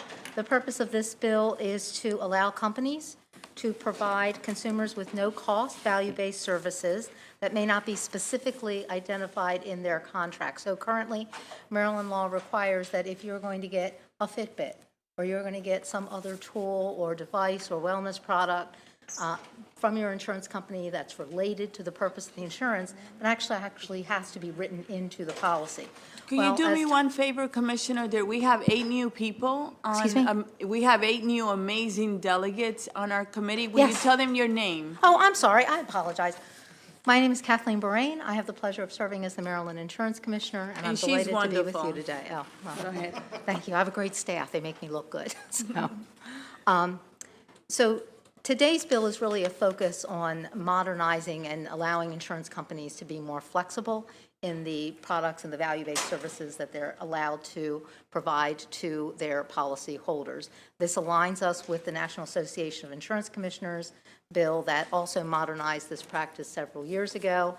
There are protections in the bill in terms of the fact that whatever's being offered has to be related to the insurance that's being provided, and we, of course, retain oversight of any of those products and value-based services. There was an amendment to the bill in the Senate. The life insurance community asked us to expressly allow or to state that financial assistance type products would be allowed. We already thought that was allowed, so we had no problem with making that express amendment. So with that, I would ask for a favorable on this bill. Thank you. Are there any questions for the Commissioner? Seeing none, and there are no other witnesses, we have actually favorable testimony written. So this actually concludes the bill hearing on Senate Bill 725. Why don't you do the next one you have, Senate Bill 724? Happy to do so, Madam Chair. So this bill is really a modernization bill. Currently, Maryland law requires an insurance carrier to provide an oral communication of an adverse decision prior to documenting that decision in writing and sending the written notice. That is a completely outdated process that makes no sense. Nobody picks up the phone to get that information. So the current best practice is through a portal or through a fax to the doctor's office. So that is typically what happens. What this bill does is it allows the insurance company to provide it or requires them to provide it either orally or through an expedited electronic means, so it conforms to best practices, modern practices. And with that, we would request a favorable report on this bill. All right. Are there any questions, Delegate Hill? Commissioner, you said that they can do either oral or one of these others. Who gets to make that decision? Does the client get to say, I prefer to get it by this way, or does the insurer dictate, this is how we're giving it to you, take it or leave it, whether you can receive it or not? You know, that is a good question. The bill actually isn't explicit in that way. It's typically 99.9% of the time these communications are through the provider's office, and those are typically done by facsimile or by portal, something that's agreed upon by the provider. But in those events where it would come to the consumer, to the actual patient, the bill isn't specific that way. Open to an amendment that would say whether it's to the provider or not, if the provider or the client requested? Absolutely. All right, thank you. Because it says at the request of the member is what the bill says. Does it say, I apologize. Yeah, it says at the request of the member. Okay. All right. Well, We'll thank go you, to Madam subcommittee. Chair. Thank you. Anything else? Any other questions? This actually concludes the bill hearing on Senate Bill 724 and 725. You have a blessed day. Thank you very much. My pleasure. Let's go back to social worker. I did not call the next bill, Megan, because you have a couple of witnesses on that bill, virtual, and it will mean we have to get off and all of that. So let's go back to the social worker bills. Delegate West and, Senator West and Senator Washington. If you can come back with your panel. Sure. Actually, so now we're done with your panel. Right. There are no further questions, right? Yeah. So we're gonna call the favorable with amendment panel. Will you all please come up? Thank you.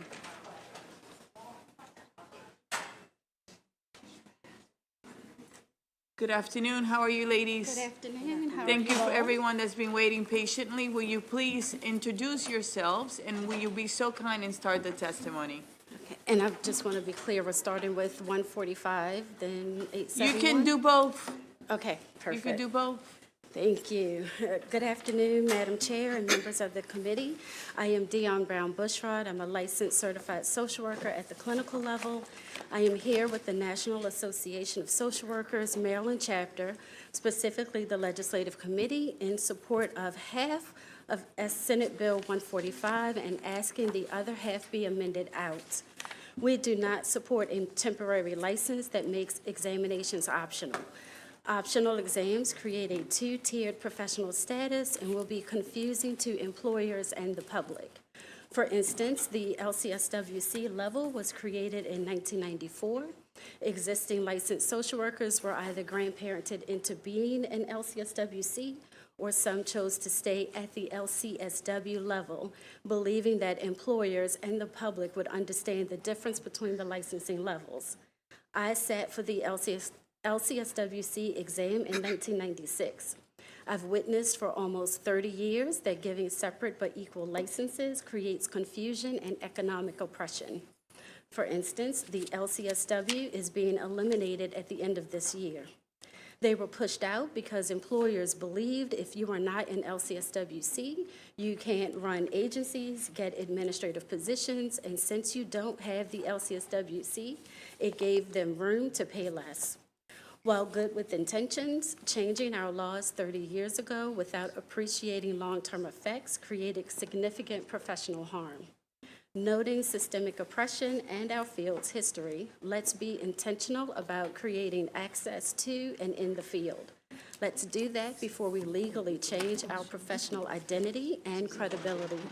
We want a work group to vet all options before we change our licensure law. For these reasons, we ask that you support Senate Bill 145 with amendments to remove the exam optional temporary license.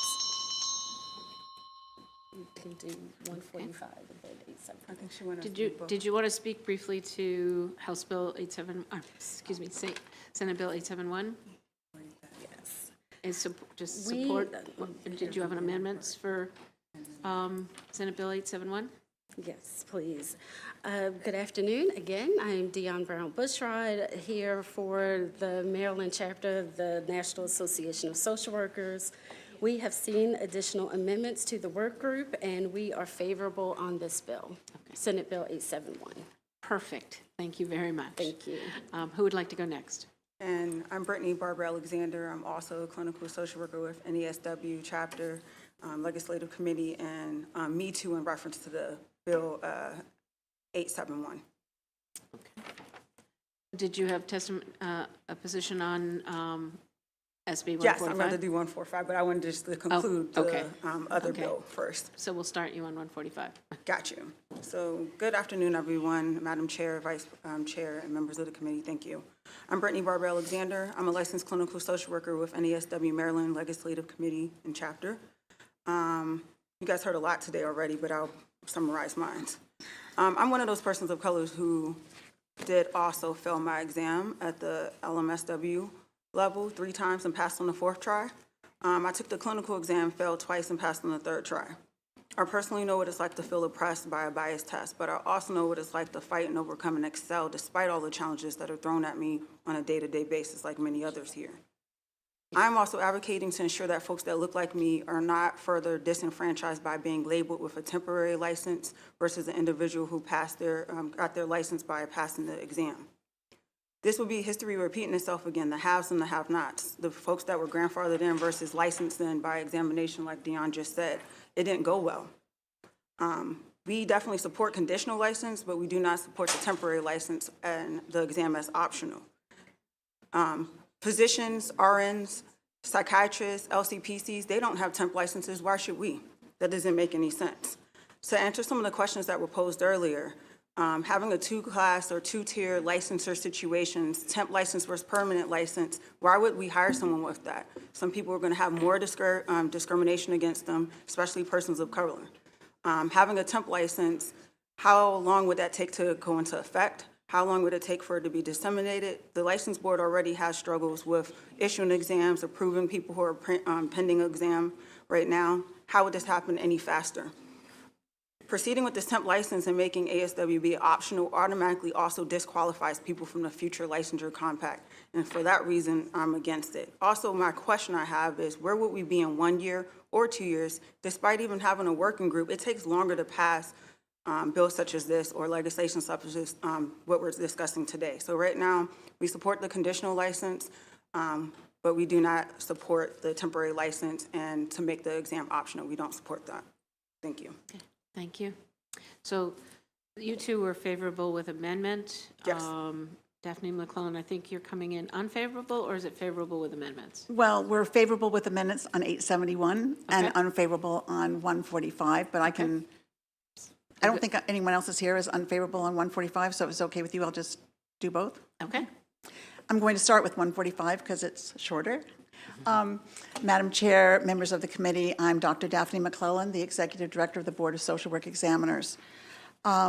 I also have 20 years' experience teaching social work in various social work schools, and I'm formerly the Executive Director of the National Association of Social Workers in Maryland. So I feel competent to answer any questions you may want to throw at me after my testimony. Our board is opposed to Senate Bill 145. No offense to Senator West, but we do not agree that the two parts of the bill are similar, the two kinds of temporary licensing being discussed. This committee, Health and Government Operations, passed House Bill 103 several weeks ago. At the request of Chairman Pena Melnick, we worked with Delegate Bagnall to come to significant compromises on behalf of our board. We were pleased with that bill, but we cannot support the 2-year temporary license suggested in this legislation. In addition to the 2 years temporary, it's not only on the condition of a governor stating an emergency, but a person just on the basis of a letter of recommendation from their supervisor could extend that temporary license for 2 more years, and we don't consider that temporary. We encourage you to kill this bill or to amend it to look like the House Bill 103 that you've already passed. So that's my testimony on 145. Thank you. Okay. Senate Bill 871. I'm still Daphne McClellan. Our board is supporting Senate Bill 871 with amendments, and we are very pleased that Senator Washington reached out to us to discuss her amendments with us. We share the concerns about the disparities in exam results, and we welcome the work group. We're really excited about the opportunity to be involved with this work group. Our only concern with the bill at this point is Senator Washington's and Senator Washington's amendments, which I assume you have before you. F2, which requires the work group to develop recommendations for an assessment method to replace the ASWB exam for clinical practice. We do not support replacing the exam, but we would prefer to consider ways to supplement it to deal with the concerns of people who are having difficulty. And we're sure that something can be done. We believe that the work group described in this legislation is composed of many fine representatives of our profession, and we are trusting them to take a wider view of the issues and come up with an excellent report for your consideration. I'm a little concerned, Delegate Cullison, about you wanting to abbreviate the work group, just because I think it's a big topic and it's going to have a lot involved with it. So I'm not sure that total results could be ready for the next legislative session in January, but that's my opinion. Thank you for letting me testify, and I would be happy to answer any questions regarding supervision. There were a lot of questions about supervision that I don't think were clearly answered, and anything else that the committee may have. And so would we. We would like to answer some questions as well. Okay, thank you very much. So I do see a few questions. We're going to start with Delegate Hutchinson, or is that Delegate Hill? It's Delegate Hutchinson, I think. Thank you, Madam Co-Chair. I guess back to the same questions I asked the senators, and I think it would be appropriate for Dr. McClellan. In both cases, whether it's temporary or conditional, it's may provide a license. Would you foresee the board not providing a temporary license or a conditional license based upon how it's written? What I've said is that the board is opposed to the 2-year temporary license. I'm not sure, I can't speak for the board about what they would do. We're waiting to see, what comes out of the legislature in the end, and then we will have to discuss that. There would need to be regulations developed before anything could be implemented for how that would happen. Okay, and then a question on 187. Sort of somewhat similar. Do you believe or see that there are biases and racial inequities with the test today as it currently is written? I think that there are biases in all standardized tests. And I think that the nurses, the doctors, the attorneys, the licensed professional counselors, every healthcare occupation in our state uses an exam, but only the social workers are being asked to, have temporary licenses and that kind of response. So I would not say that there are not biases. I don't know to what degree they are, because I do believe there are a lot of factors at play here. I know that, I live in Baltimore City. I hear all the time about the schools being terrible in Baltimore City. I think it's unrealistic to think that students who are graduating from what are decried to be terrible schools are then going on to college and all of a sudden are expected to compete in the same place where students might come from better, what's deemed to be better schools. So I don't think that everything is that the whole thing is determined by this test that's taken at the end. I think that there are disparities that people are experiencing all along the road, starting in kindergarten. And I think we have to, as a society, as a state, we have to figure that out. And certainly, I want people, I know there's some wonderful people out there who would be excellent social workers who are having very difficult time with the exam. I think there are ways that we can deal with that, short of eliminating a test altogether. Okay. I have Delegate Johnson. Thank you, Madam Chair. And the question is for Ms. Bushrod. You had an amendment. Now, what was it exactly you wanted to take out, and what was it you wanted to see done? We support the conditional license. We do not support the temporary license. So you would like to see that removed altogether? Yes. Thank you. We're learning a lot about this new bill today, so I appreciate you guys coming. All right. Thank you. You're welcome. Delegate Kerr. Madam Chair, Ms. Barbara Alexander, what's the cost to sit for the exam? How often is it offered, and how long does it take for you to get your results? So if you're originally applying, I believe it's like $230 to apply. Then it's about $60 to pay for a background check. And then you pay, I want to say, $235 to the ASWB examiners folks. And then you take your test. And then if it's re-exam, that's a different fee. And you can take your test every 90 days. You got to wait for 90 days, or if you fell under 10 points, you can apply and ask the board to take the test under 30 days. And you got to pay the fees again. And how long do you have to wait for your results? You get the results instantly when you finish the exam. Okay, thank you. Thank you, Madam Chair. You're welcome. Delegate Lewis is not here. Delegate Hill. Thank you, Madam Chair, and thank you all for being here today and for the work that you do. Ms. Alexander, or Dr. Alexander, with Bushrod, let me ask you this question. What, if any, value do you think there is in the test? And I understand you're saying that we shouldn't make any moves until we know what we're going to do. And how would you feel, or what might be gained or lost if the recommendation came out that the test should be eliminated completely? what is your professional and personal feeling about the value of the test and what happens if we lose it? Thank you for the question. I believe the value of the test is it helps to give options on measuring competency. And it's just not the test alone.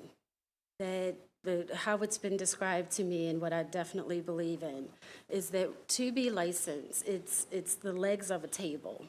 You have the exam, good moral character, training, and education. And on balance, those things help to produce a qualified, competent professional that's going to be in the lives of people. So I think removing the exam, what gets lost is a level of objectivity. Currently in our law, also, the examination is the only thing that's stated as our measure of competency. So getting rid of the exam, then what are we legally going to say measures our competency? Getting rid of the exam, again, takes, I think, a level of objectivity. I completely understand about the bias. The data has come out, and it does not look great. It definitely reflects bias for marginalized communities. What we would like is for the test to be fixed. Could the state take into consideration putting forth a charge of what are our measures? What are we considering as bias? What are the things that we want in a test or remove from a test so that when Maryland test takers are sitting for the exam, to the best of the state's ability, we've made sure that this test is fair and accessible. Yes. Okay, thank you. So, and again, this work group, should this legislation pass, would be looking at this. I'm assuming the test is only written. Some of the professional tests I know are both written and oral. In other words, there's a practicum where you're actually asked about how you interact with certain things, or there's an observation phase or something like that. Do you have any sense of whether, if Maryland were to design its own test, whether the problem is that the test writers are drawing these sometimes horrifically charged scenarios, and that what really needs to happen is that there has to be a way beyond you got your degree and all to assess whether in the field the competency that you believe the test is demonstrating can be shown through other methods besides a written test. And this is directly to me, right? Thank you. I think that we're open to examining what are the best levels of assessment, whether it be oral, whether it be written, but again, creating some measures to make sure that we're mitigating as much bias as we can. We're definitely open. Let's make sure that we are having an assessment, whether it be the current exam or another exam. Our preference would be to fix the current exam.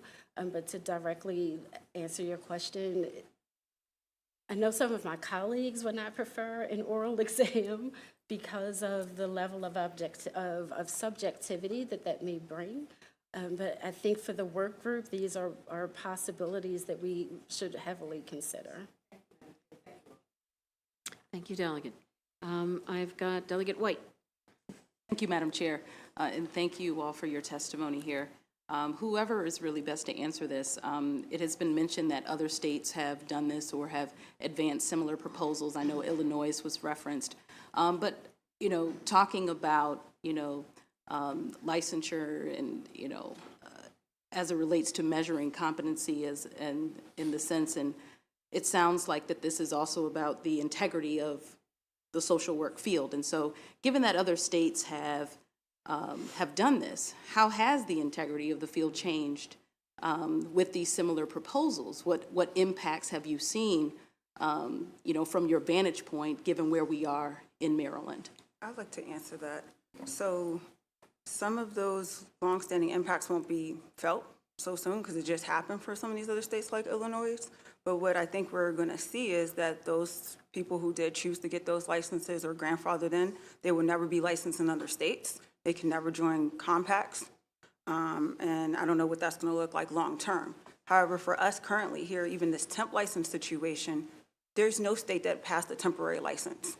They either have a full license or they don't. They're grandfathered in or they're not. So why should we be the only one that starts that? That doesn't make sense. Okay, thank you. Delegate Alston. Delegate Lewis is back. I don't know if you want to go to her. Okay. All right, no problem. So thank you, Madam Chair.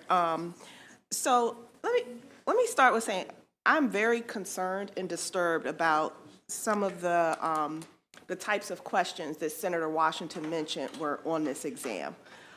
It seems like blatant racism to ask questions in that fashion and in that manner.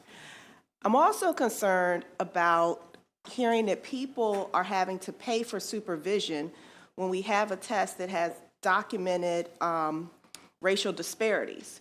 So who are they paying? Do you all have the race and ethnicity data on who these supervisors are? How many are Black? How many are Latino? How many are white or other? And how long is this going on? So if you could answer it from the board. Yes, I got the second part. What was the first part of the question again? The blatantly racist test. Yeah, I wanted to answer both of those things.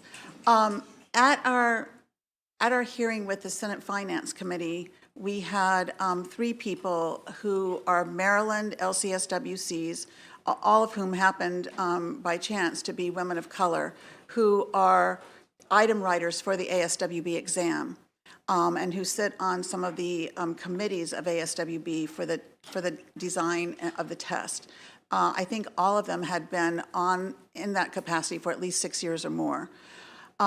When Senator Washington gave the test example that she gave, one of the women spoke up and said, that is from an old test that is not used at all anymore. And she said that question would never appear on a current test. The other point that those women who have that expertise stated was that there is a whole system. Of course, all these national exams, these standardized tests go through a whole rigorous thing, which takes years of putting a question on a test. So when the test is given, there are, I think, 40 questions on each test that are not actually being scored. They're being tested to see if they are biased or not.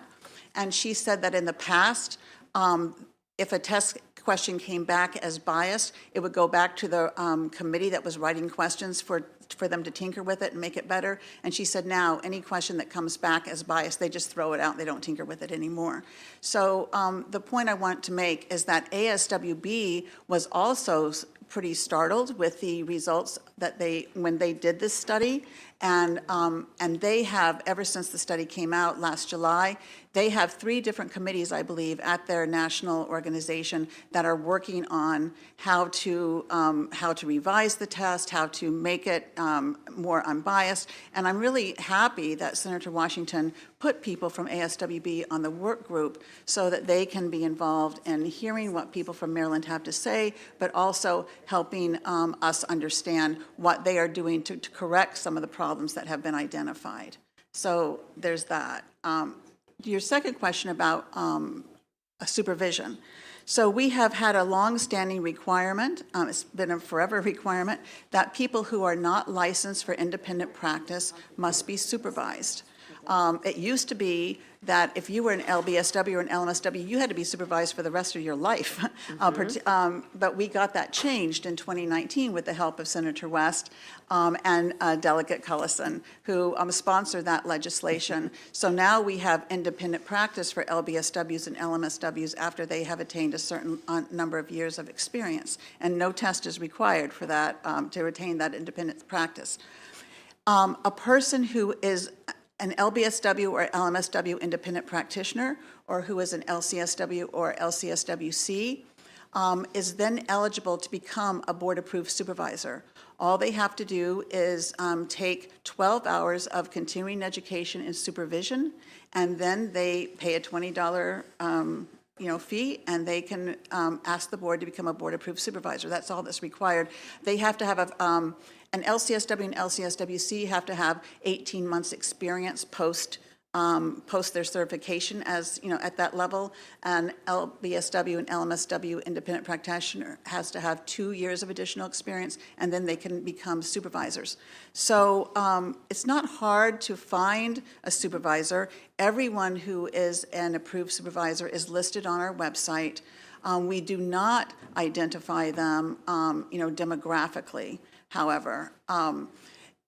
Most employers provide supervision, and but not all. And so if a person ends up with an employer who doesn't provide the kind of supervision that's required by the board, then they sometimes have to go out on their own. Not sometimes, they would have to go out on their own and find supervision elsewhere, and often they would have to pay for that. For those people who are involved with private practice, so we're talking about that LMSW who is earning hours towards their clinical license, because you have to show that you've been involved in clinical practice in order to get licensed as an LCSWC. During that time, you're accumulating your hours towards clinical practice. You are required to be supervised by an LCSWC approved supervisor. And so you should be getting that from the practice that you're working in. It is a requirement of the board that you can't be, on your own doing private practice. You have to be doing that under the, in someone else's private practice, and that should be providing you with the supervision that you need. Thank you for being so generous today. Yes, I appreciate that. And what I really want to bear down on and find out is, does the board, I know you said you don't publish it, but does the board have that ethnic data? Because we just heard testimony that approximately 50% of Black people are not passing this exam. So that tells me that you have a deficit in people of color who are actually licensed, which means they're not eligible to participate in this supervisory role. And so who are the people that are actually doing this supervision when the majority of people that look like me are failing this exam and then being forced to pay up in a system that to people that don't look like them and may not have the same cultural experiences that they have? And I think these are the kind of institutional and structural racism that we're trying to alleviate. And when it comes to tests, my background is as an attorney. I passed the bar on the first time. And, some people pass, some people fail. But I never had to pay anybody to supervise me in my practice. I can't believe that in a professional environment, you can go out and open your own business as a social worker, and then you have to go find someone else and pay them to supervise you. And I'm really wondering what exactly this supervision is. Is it just you pay a check every month and send them some files, or are they actually coming with you and doing work? It sounds highly suspect to me, that whole entire practice. So if you could explain, do you have the breakdown by race and gender of who these supervisors are? And if so, I would like for our committee to have access to the percentages of who they are. It is certainly something that we could ask our IT people to, I assume, we have an IT guy, and I'm assume that I could ask him to find that out. But the people who are doing the supervision are like Ms. Brown-Bushrod and I'm sorry, I forgot your last name, and Brittany, I don't want to say your first. They are both LCSWCs who are approved supervisors. And so these are the sorts of people who, in addition to anybody else who are out there doing that work. Well, I want to add one thing to that. You can actually look online. You can see who's certified by their name and license number, and you can look them up. So it's public knowledge. I don't have the statistics, so that's not my role, but you can look that up. Okay. All right, thank you. I'm going to go to Delegate Lewis. Thank you, Madam Chair, and thank you to the panelists. You should know that the number of questions we've peppered you with really are designed to show you how interested we are in this subject and how we want to learn and understand it so that we can make the best decisions. So I want to thank you for your patience. I know it's not easy. But it's also not easy to sit here and feel a bit uncomfortable thinking about the climate in which Maryland social workers are operating, particularly African American and Latina and Asian and social workers who are LGBTQ+, just trying to think of the environment they're working in, and that's also uncomfortable. I took a look at the social work website, the Board of Social Work Examiners website, to try to find out what the fiscal picture is for the board, because it sounds like the payments that unlicensed social workers are making that go to supervisors should be recorded somewhere as income for the board. And I'm just wondering, because it makes me so uncomfortable, I'm just trying to understand what those remittances go to. If you can explain that they go to the supervisors as a part of the supervisor's, professional or personal income, or if they go to the board and how they're used, are they paying for a supervisor's malpractice insurance, for example? I'm very familiar with physicians and how they have a malpractice, and I don't know if social workers do. I just want to know how those remittances are used. And I think it goes to Delegate Alston's question about the racial and demographic profile of supervisors. I'll speak first for the board, and then Dion, maybe you would like to speak as a supervisor. We have nothing to do at all with who a person goes to for supervision and how they get paid.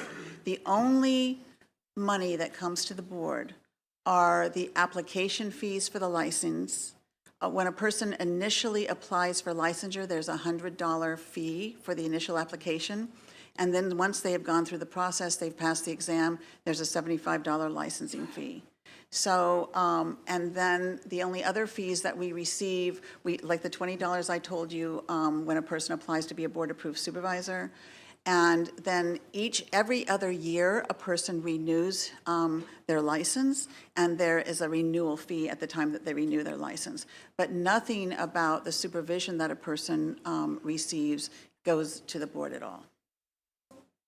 Much for that answer. Dion is a approved supervisor, and she can maybe talk about. So maybe she should have answered that question. So go ahead, if that's all right, Madam Chair, I'd love to hear the answer from the supervisor. Yes, go ahead. So, correct.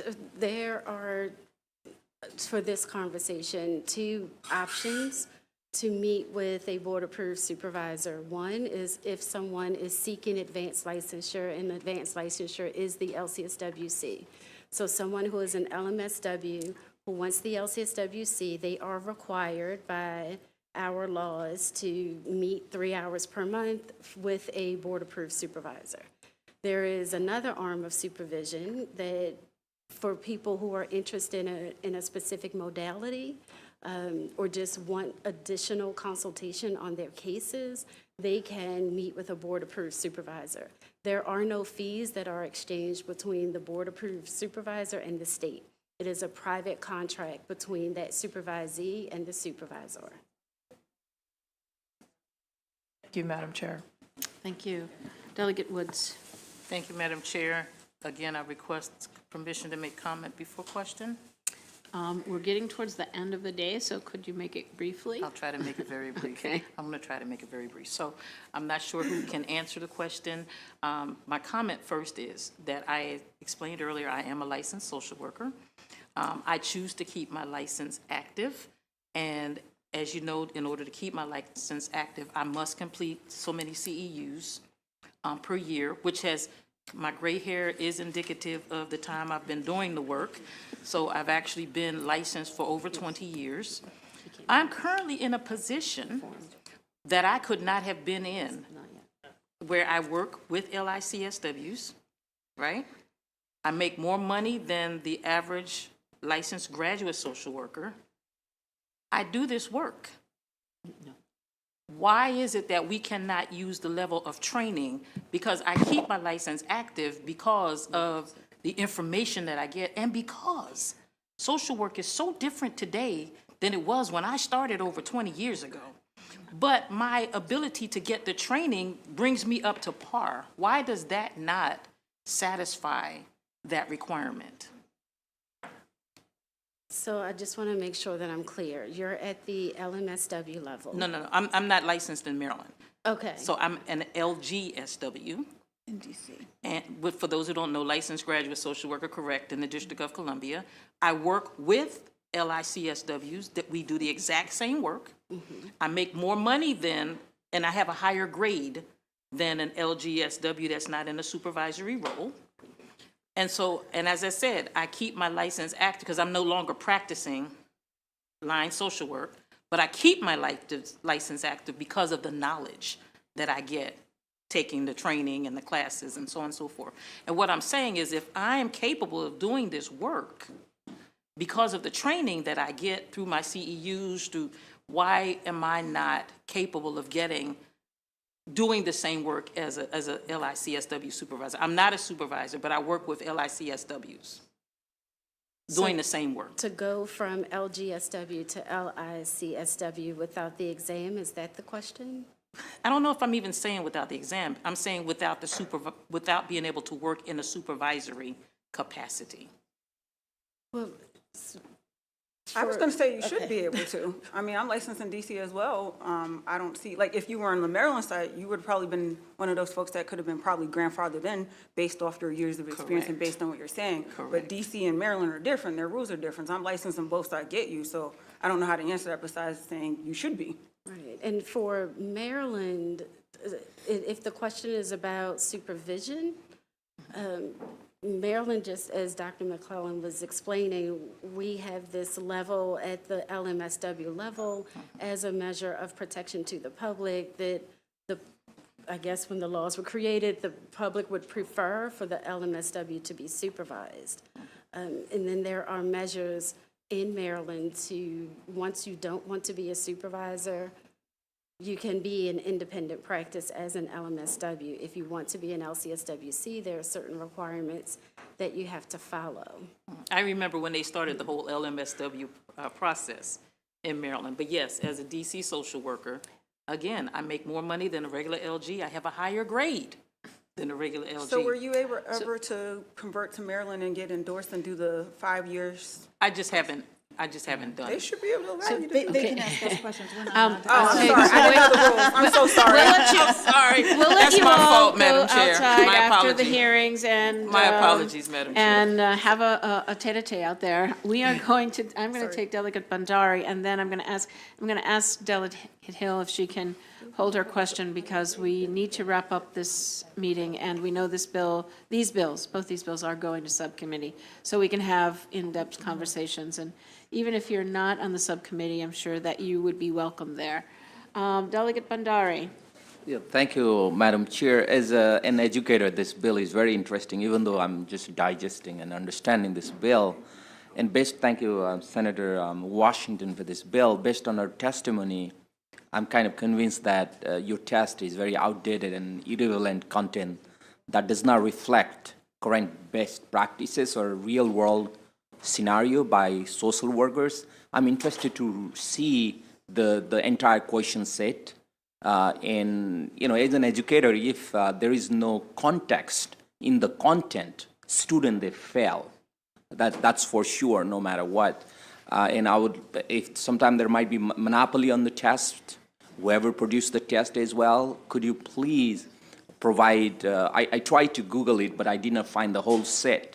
But I want to really compare whether there is a context in the content of the test. Is there a possibility that you guys could provide us a copy of a sample current test? You would have to ask the ASWB board, the people who make the actual exam. Anything that you might find online is not a reliable source because those are made up and not approved by the people who make the exam. There is a test that you can pay for that's online for $85 as a practice exam that has 150 questions to practice, but there's no other materials that are provided online that matches exactly what the exam says. And I agree with you that everything that's out here is antiquated, and that's why we want the test to be changed and fixed so it matches what we do in real life, matches what we learned in the school. I agree with you. Yeah, Madam Chair, if I can. Quickly? Just quickly. Yeah. One of the frustrating things is when you take that so long test and test taker do not receive any specific information about areas where they need to improve, making it difficult to prepare for a future exam Like, I think there should be a mechanism. When you take tests for 4 hours, you don't know which area you are weak, and why is the problem to give the feedback, and that way future, test taker the person would improve. I agree with you there too, since I've taken the test multiple times. They have 4 sections, and they just say, there was 40 questions in this section, you made this many out of 40. I think it should be more detailed. For example, human behavior. It shouldn't just say you only answered 30 questions out of 40. It should say, hey, you need to work on your defense mechanisms. Hey, you need to work on your theories. It doesn't say that. That's what I would like to see changed and worked on in that work group that we were asking for. I agree with you, 100%. Thank you. Yeah, that's it. I think the feedback that you get is on the 4 sections, how many you missed on each section, so you get an idea from that this one I did well on, and this section I didn't do very well on. So you get that kind of general idea on each of the sections. Thank you. That is going to be the final comment on this bill on these 2 bills for today. Again, these 2 bills will be going to subcommittee, the Health Occupations and Long-Term Care Subcommittee. So let's be prepared for the robust discussion. That concludes the hearings on SB 145 and SB 871. And we are now moving to the last bill for this bill hearing session, because I've been informed we have another one today. So we are now seeing SB 726. I understand the Health Department is going to present. This is State Board of Examiners of Psychologists Sunset Extension. Good afternoon. Thank you, Madam Chair, members of the committee. My name is Megan Peters, Acting Director of Governmental Affairs for the Maryland Department of Health, here today to testify in support of Senate Bill 726 as amended. This is a sunset bill for the board and a departmental bill that extends the board's statutory and regulatory authority for 2 years as amended.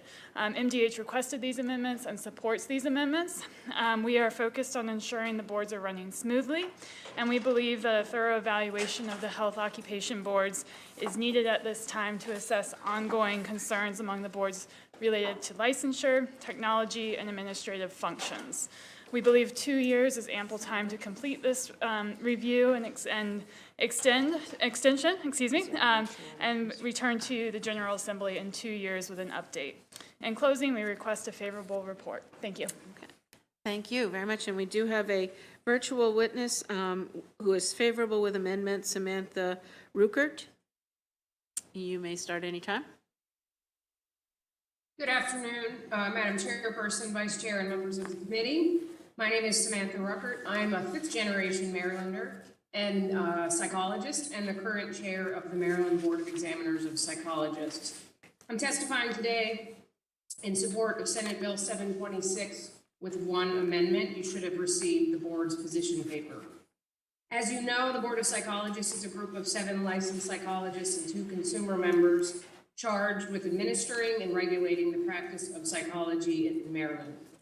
The board's overarching mission is to serve and protect the public and ensure that consumers in Maryland receive quality psychological services in accordance with state laws.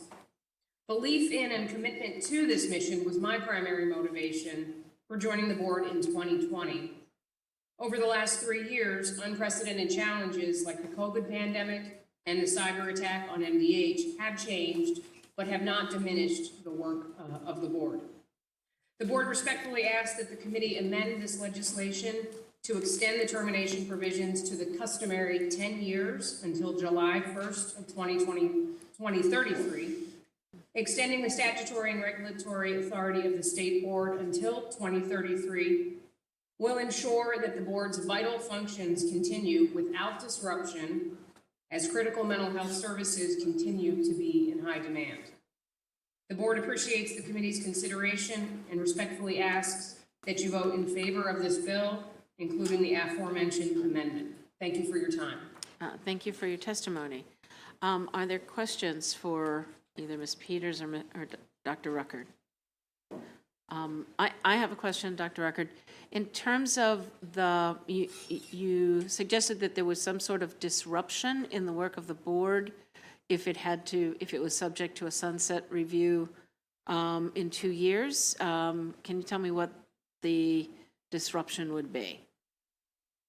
I mean, I can't say for sure, but we have had an awful lot of challenges in the last few years. And my understanding is that historically, the sunset is 10 years. So a shift from 10 years to 2 years, I imagine, would have ripple effects at a time when we are, yes, still responding to the dynamic challenges that have been going on over the last 3 years, at least in my time on the board.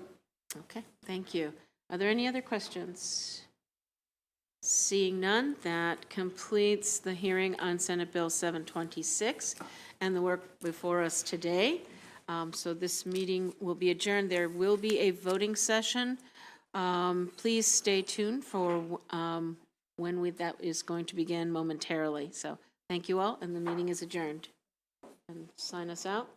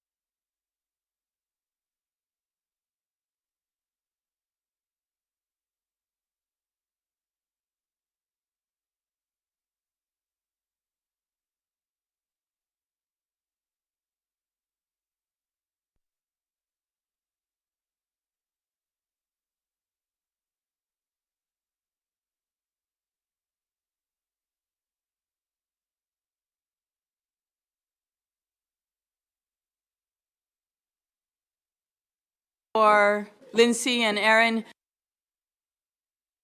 Guys, if I may for a second, I need you to be flexible, okay? Because while you're here, if I walk away, now I don't walk away often, right? I stay here like during the whole time. If I walk away, it's because I'm meeting with senators. They have your bills across the street, okay? And I am working different issues that come up with different bills, so I need you to be flexible and just enjoy the little time that you have off, okay? Thank you. Are we ready? We're waiting for Erin to come, and there are a lot of bills, so just let's be flexible and give her a little time, okay? There are no withdrawals, sorry.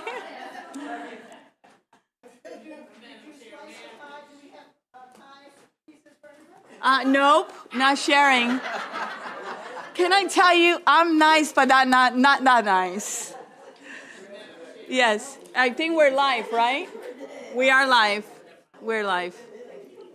And for those at home, we just finished hearings, long hearings, and we're getting ready to vote, so just be patient with us as well, okay? The committee has worked really hard, and it's ready to do its work, so just be flexible as well. Okay. If someone wants a little rim of lemon lime that is on top, I'll give you that.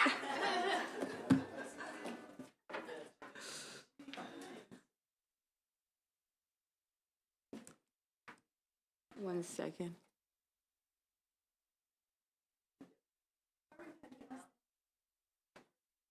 Sorry. Are they working? Okay. It's okay. Don't worry about it. Relax, okay? You guys work really hard. And we have a very patient committee and staff, and they understand. Thank you. So, all right, so let's get started. We have actually welcome to the voting list number 14. Today's Thursday, March the 30th. This is the Health and Government Operations Committee. And we're going to start with House Bill 319, and that is the pesticide registration PFAS testing requirement. Favorable with amendment, and that is Aaron and Delegate Bagnall. Aaron, tell us what the bill does. So this bill has been amended to strike the original provisions of the bill that prohibited the Secretary of Agriculture from registering a pesticide for use against mosquitoes in the state. Instead, the bill requires the Department of Ag, in consultation with certain other agencies, to study the use of PFAS in pesticides in the state and report its findings and recommendations on or before November 1st, 2023. It was in Public Health and Minority Health Disparities. Delegate Bagnall. This bill was unanimous. I would move the amendments. Second. It's been moved in second. Are there any concerns or discussion on the amendments? Seeing none, all those in favor say aye. Aye. Any opposition? Seeing none, and the bill is amended. Oh, there was a question on the amendments? Okay. On the bill as amended, is there discussion? Delegate Riley, you have a question? Okay. Any concerns? Seeing none, all those in favor say aye. Aye. Any opposition? Seeing none, who does not want to be on the bill? Okay, so I have Delegate Chisholm, Delegate Morgan, and Delegate Riley, and Delegate Hutchinson. Do not want to be co-sponsors. Delegate Chisholm, Morgan, Riley, and Hutchinson. Thank you. House Bill 354, Maryland Achieving a Better Life Experience, ABLE, Program Account Establishment Procedures. This is favorable with amendment. Aaron and Bagnall. Aaron. This bill conforms statute to the Internal Revenue Service regulations governing the ABLE programs by specifying the conditions under which Maryland ABLE program accounts may be opened by and distributions made to individuals other than an eligible individual. There is an amendment that conforms the House bill to the Senate cross-file by changing the effective date of the bill from October 1st, 2023 to June 1st, 2023. Okay, Delegate Bagnall. Thank you, Madam Chair. We held this bill on Tuesday so that everyone had a little time to understand it. We had a robust discussion, and the bill moved today unanimously. I would move the amendment. It's been moved in second. Are there any discussion on the amendments? Concerns? All those in favor say aye.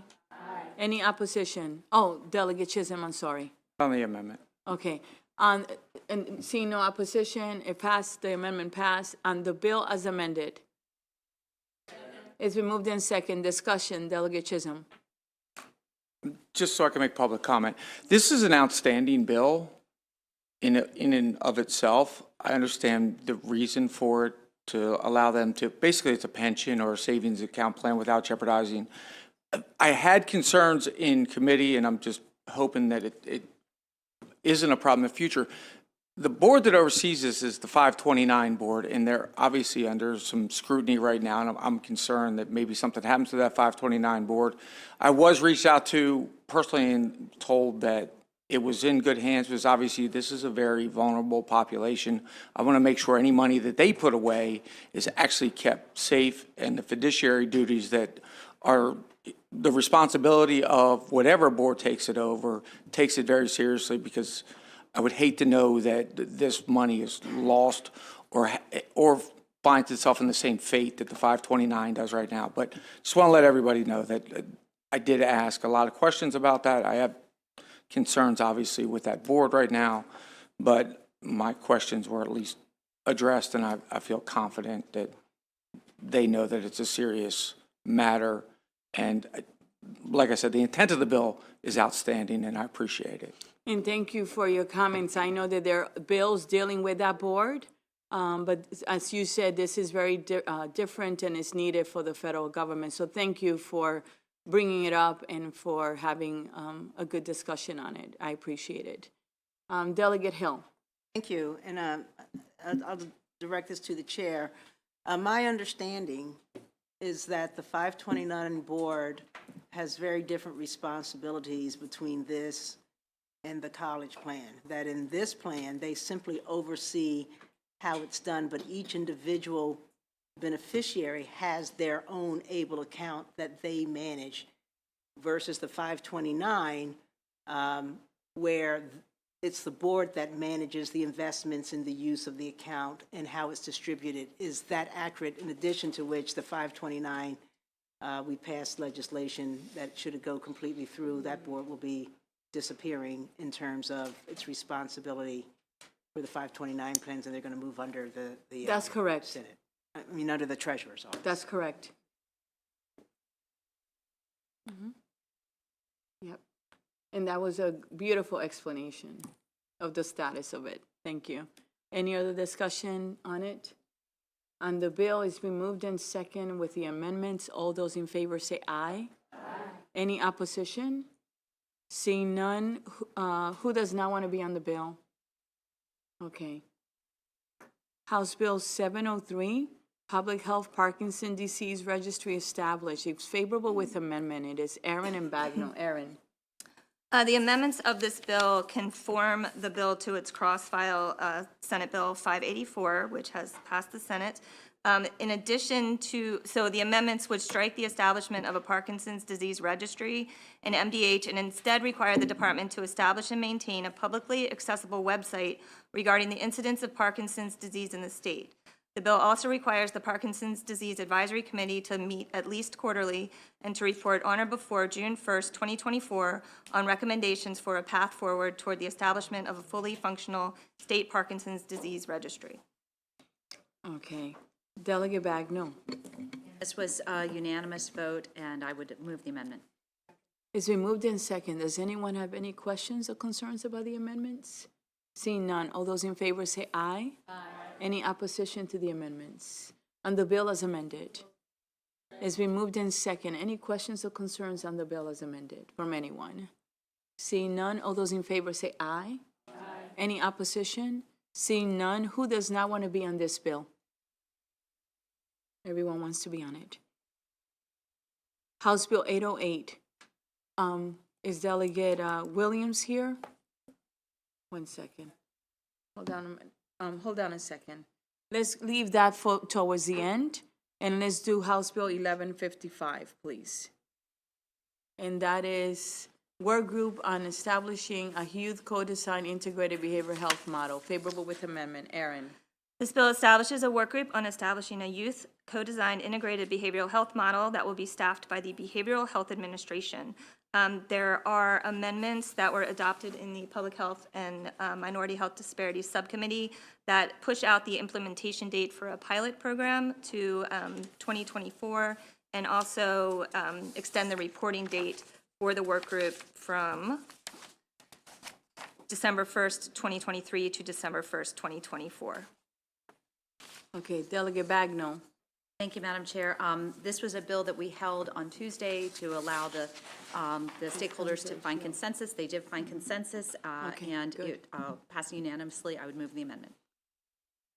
All right, the amendments have been moved. Is there a second? Second. Moved in second. Any questions or concerns about the amendments? Seeing none, all those in, on the amendments, all those in favor say aye. Aye. Any opposition? Move the bill as amended.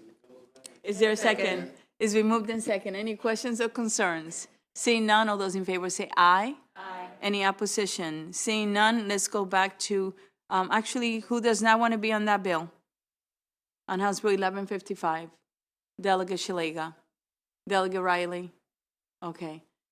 Let's go now to House Bill 808, Delegate Williams, Reproductive Health Protection Act. And we are secondary, judiciary is primary, which is the reason why she's here. So why don't you come up to the, you ladies can stay there and she can just join you. There are 3 chairs. Thank you. Go ahead.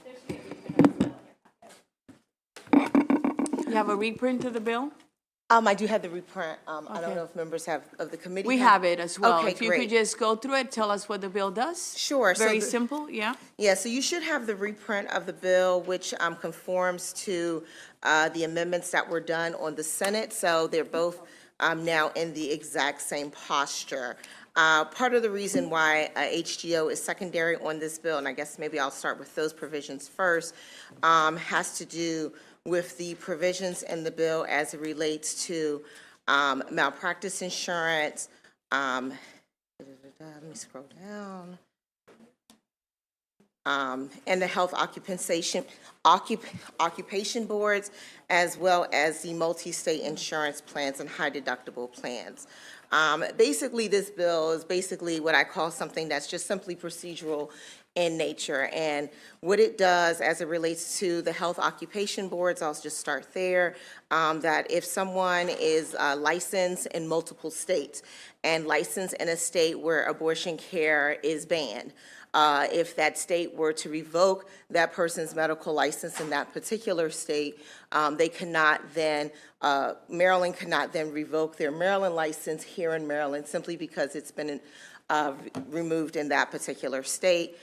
There's also a provision in there about high deductible insurance, which I think was just simply added in because it was a request of the Maryland Insurance Commissioner, just to kind of clarify some stuff as it related to the Abortion Care Access Act that we did last year, and just as it relates to malpractice insurance, just basically stating that malpractice insurance providers cannot raise premiums or refuse to renew insurance or take any adverse action against a provider because of a provision of otherwise lawfully legally protected health care here in Maryland, or any disciplinary action taken against a provider by an out-of-state licensure board for providing otherwise lawfully legally protected health care here in Maryland. The judiciary part of the bill, and I will start with summonses. This does not modify the way summonses are dealt with here in the state of Maryland. This bill just simply states that once a out-of-state summons is received here in the state of Maryland, under current law, the court has to hold a hearing. That is the current law, and that would still continue to be a case. And the judge, during that hearing, would just simply review to see whether or not that summons is related to something that is involving legally protected health care here in Maryland. If the court finds that's the case, then the court may not issue the summons here in Maryland if it's involving legally protected health care here in Maryland.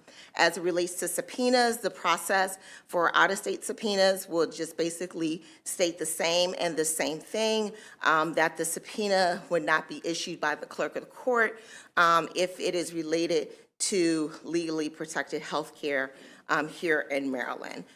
Ex parte orders are really extremely rare, but it is mentioned in the bill. It usually only applies in what we call wiretap situations, and so that's why it is referenced there in the bill. It doesn't come up that often. They're rarely ordered, and so typically there's usually only one party present in those situations. But again, I'm just basically stating that will not be allowed if it's investigating legally protected health care here in Maryland.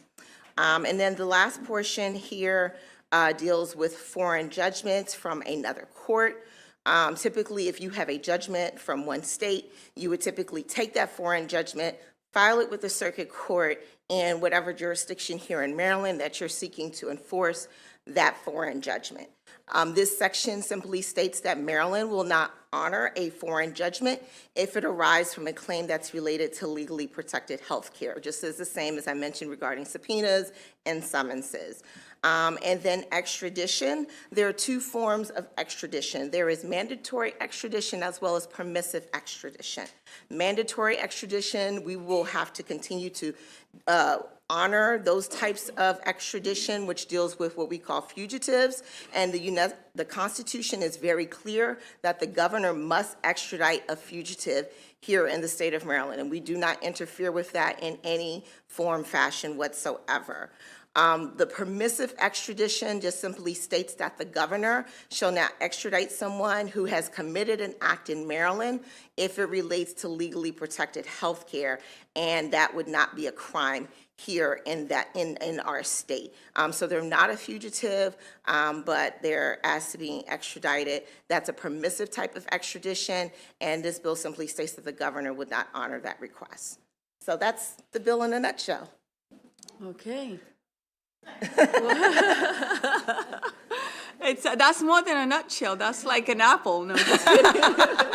Anyway, are there any? Let's open it up for questions from the committee, okay? And thank you for being with us. No problem.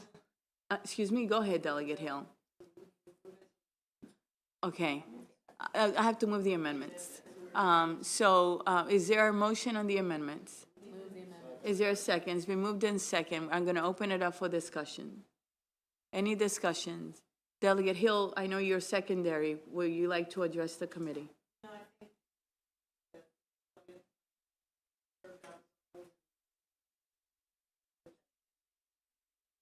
Okay, wonderful. Any questions or concerns with the bill? Delegate Rosenberg.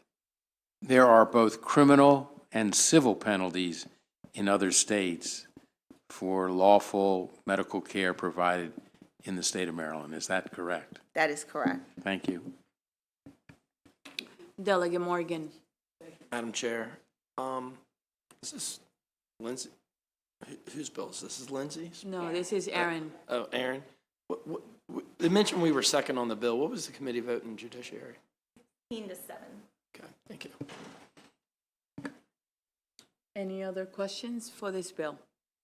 This is your time. I mean, I know we're secondary, but Delegate Olson.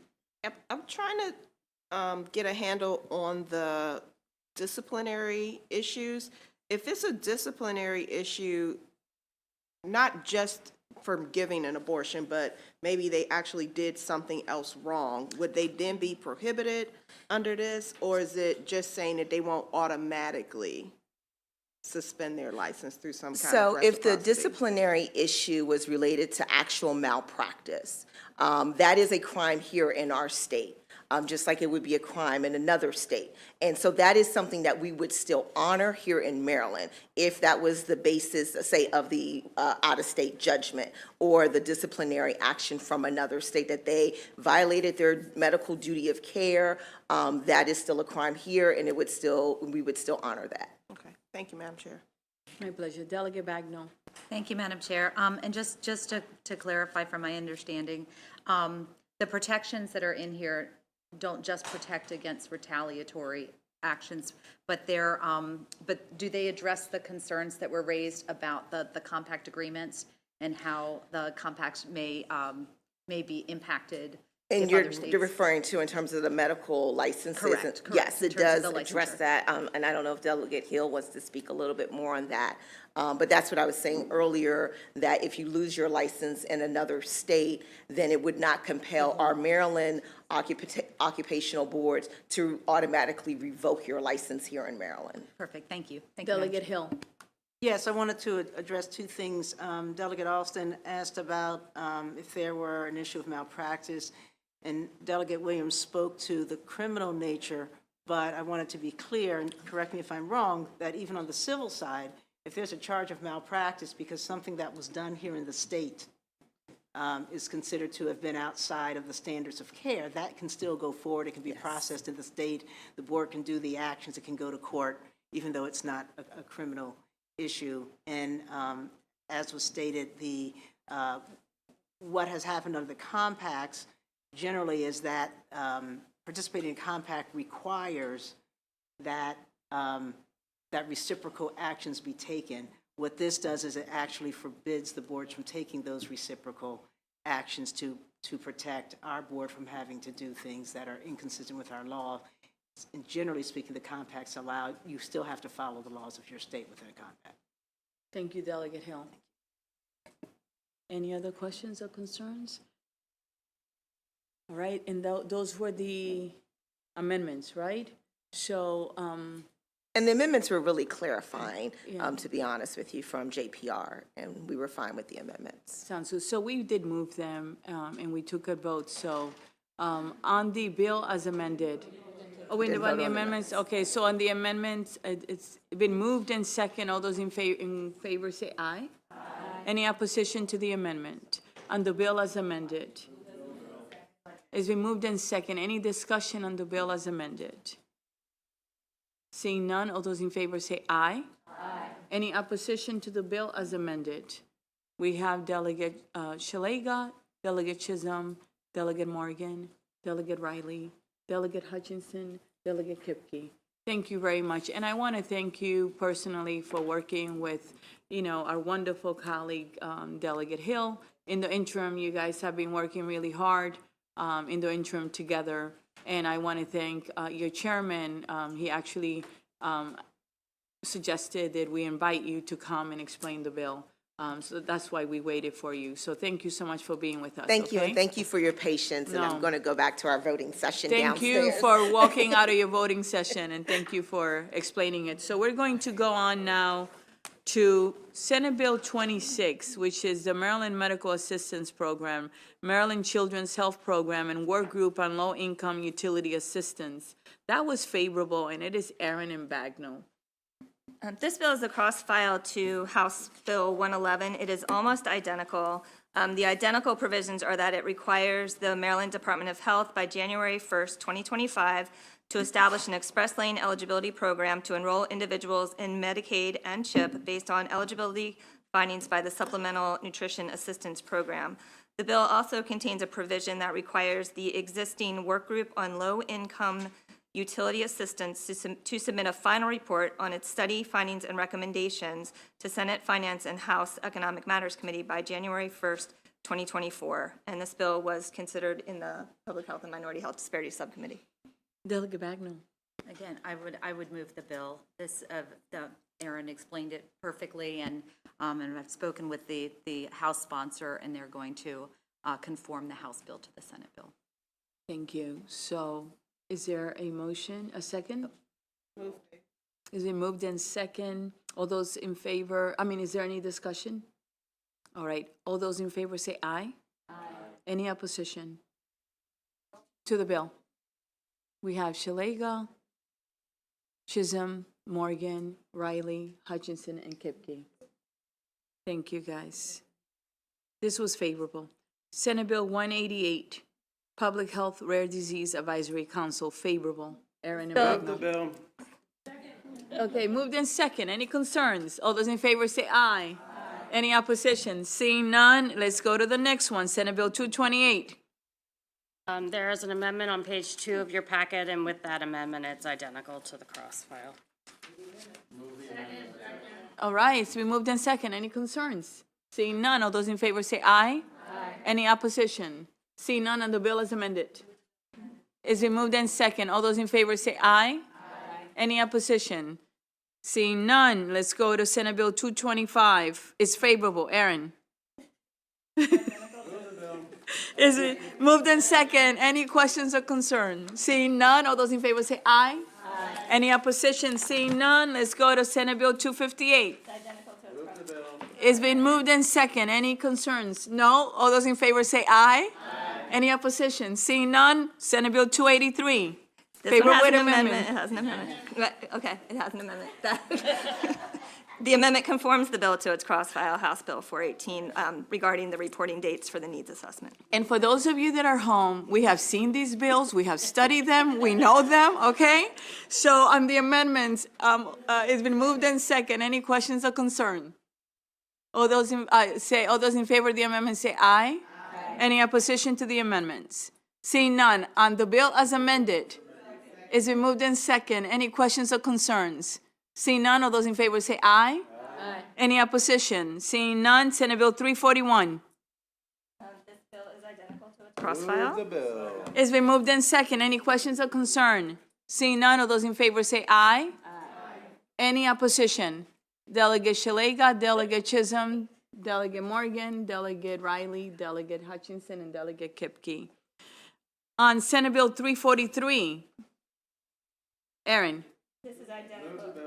Is it moved in second? Any questions or concerns? Seeing none, all those in favor say aye. Aye. Any opposition? Seeing none, it passes, okay. Senate Bill 362. Aaron. This bill does not have a cross-file, however, the provisions of the bill are incorporated in House Bill 1148, which passed this committee unanimously. It's been moved by Delegate Olson. Is there a second? Okay, all those, is there any concerns about it? Seeing none, all those in favor say, oh, Delegate Hill.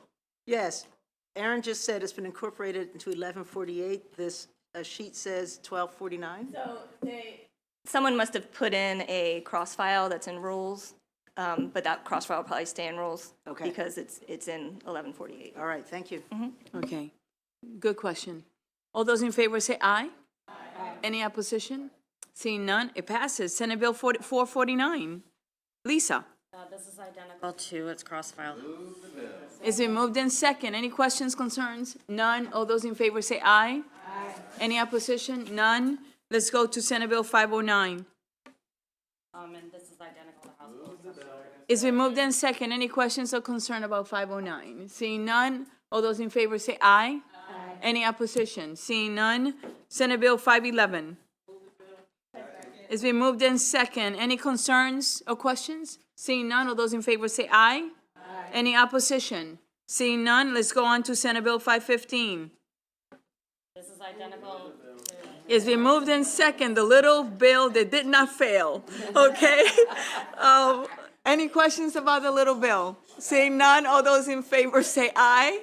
Aye. Any opposition? All right, let's go to Senate Bill 560. Favorable with amendment. Aaron. The amendment's a proofreading amendment that conforms the bill to its cross-file. It's been moved in second, the amendments. Any questions or concerns? Seeing none, all those in favor say aye. Aye. Any opposition to the amendments? None. All right, on the bill as amended, is there a motion? It's been moved in second. Any questions or concerns? Seeing none, all those in favor say aye. Aye. Any opposition? Shalega, Chisholm, Morgan, Riley, Hutchinson, and Kipke. All right? So let's go to Senate Bill 584, favorable with amendment. Aaron? We can because it's a Senate bill. Yeah, we only can get on House bills. The other ones were House bills. It's okay. It's okay. So we are now on Senate Bill 584. Aaron? So there are amendments to 584 that conform to House Bill. Okay, guys, almost done. The amendments have been moved and second. All those in favor say aye. Aye. Any opposition? On the bill as amended, is there a motion? It's been moved and second. Any questions or concerns? All those in favor say aye. Aye. Any opposition? Seeing none, we're almost done, guys. 3 more bills. Senate Bill 608. It's identical to its cross-file. It's been moved in second. Any questions or concern? Seeing none, all those in favor say aye. Aye. Any opposition? Seeing none, the bill passes. Senate Bill, which one did I just do? 649. Favorable with amendment. Lindsay. There are amendments on page 17 of your packet. The amendments require notification, withdrawal, and resubmission of altered proposed regulations only when the change substantively differs from the original text, requires a unit to notify the ALR Committee, DLS, Office Attorney General Counsel, and the Administrator of DSD of non-substantive changes and include a certificate that the change is non-substantive. And if the Attorney General Counsel determines that the change is not non-substantive, requires the unit to withdraw and resubmit proposed regulations. The amendments also require DSD, rather than DO-IT, to develop and maintain the electronic filing system and report on the status of the development and deployment of the system and make a technical correction. Okay, These so did not go through subcommittee. it did not go to other delegate It did not go. Are there any questions about the amendments? Delegate Rosenberg. I would just say that there was a lot of consultation with both the governor's office and with my Senate counterpart, Senator Elfreth, on AELR. So that's the process that got us to this point. Okay, are there any questions about the amendments? The amendments have been moved and second. Any questions or concern? Seeing none, all those in favor of the amendment say aye. Aye. Any opposition? Seeing none on the bill as amended. It's been moved and second. Any questions or concerns? All those in favor say aye. Aye. Any opposition? Seeing none, the bill passes. Let's go on to Senate Bill 665, Lisa and Rosenberg. It's identical. Moved and second. Any questions? All right, discussion? Seeing none, all those in favor say aye. Aye. Is your, oh no. Okay, aye. Any opposition? Seeing none, the last bill, and then stay in your seat for a second for me. Senate Bill 794. Aaron. Moved and second. Any questions or concerns about a bill that we know very well? All right, none. All those in favor say aye. Aye. Any opposition? None. All right. Can you stay for a second for me? Thank you. Yes. Have a great day, everyone. All right, let's give it, how many minutes? Seconds? 25 seconds. Just give me a second, please. I know.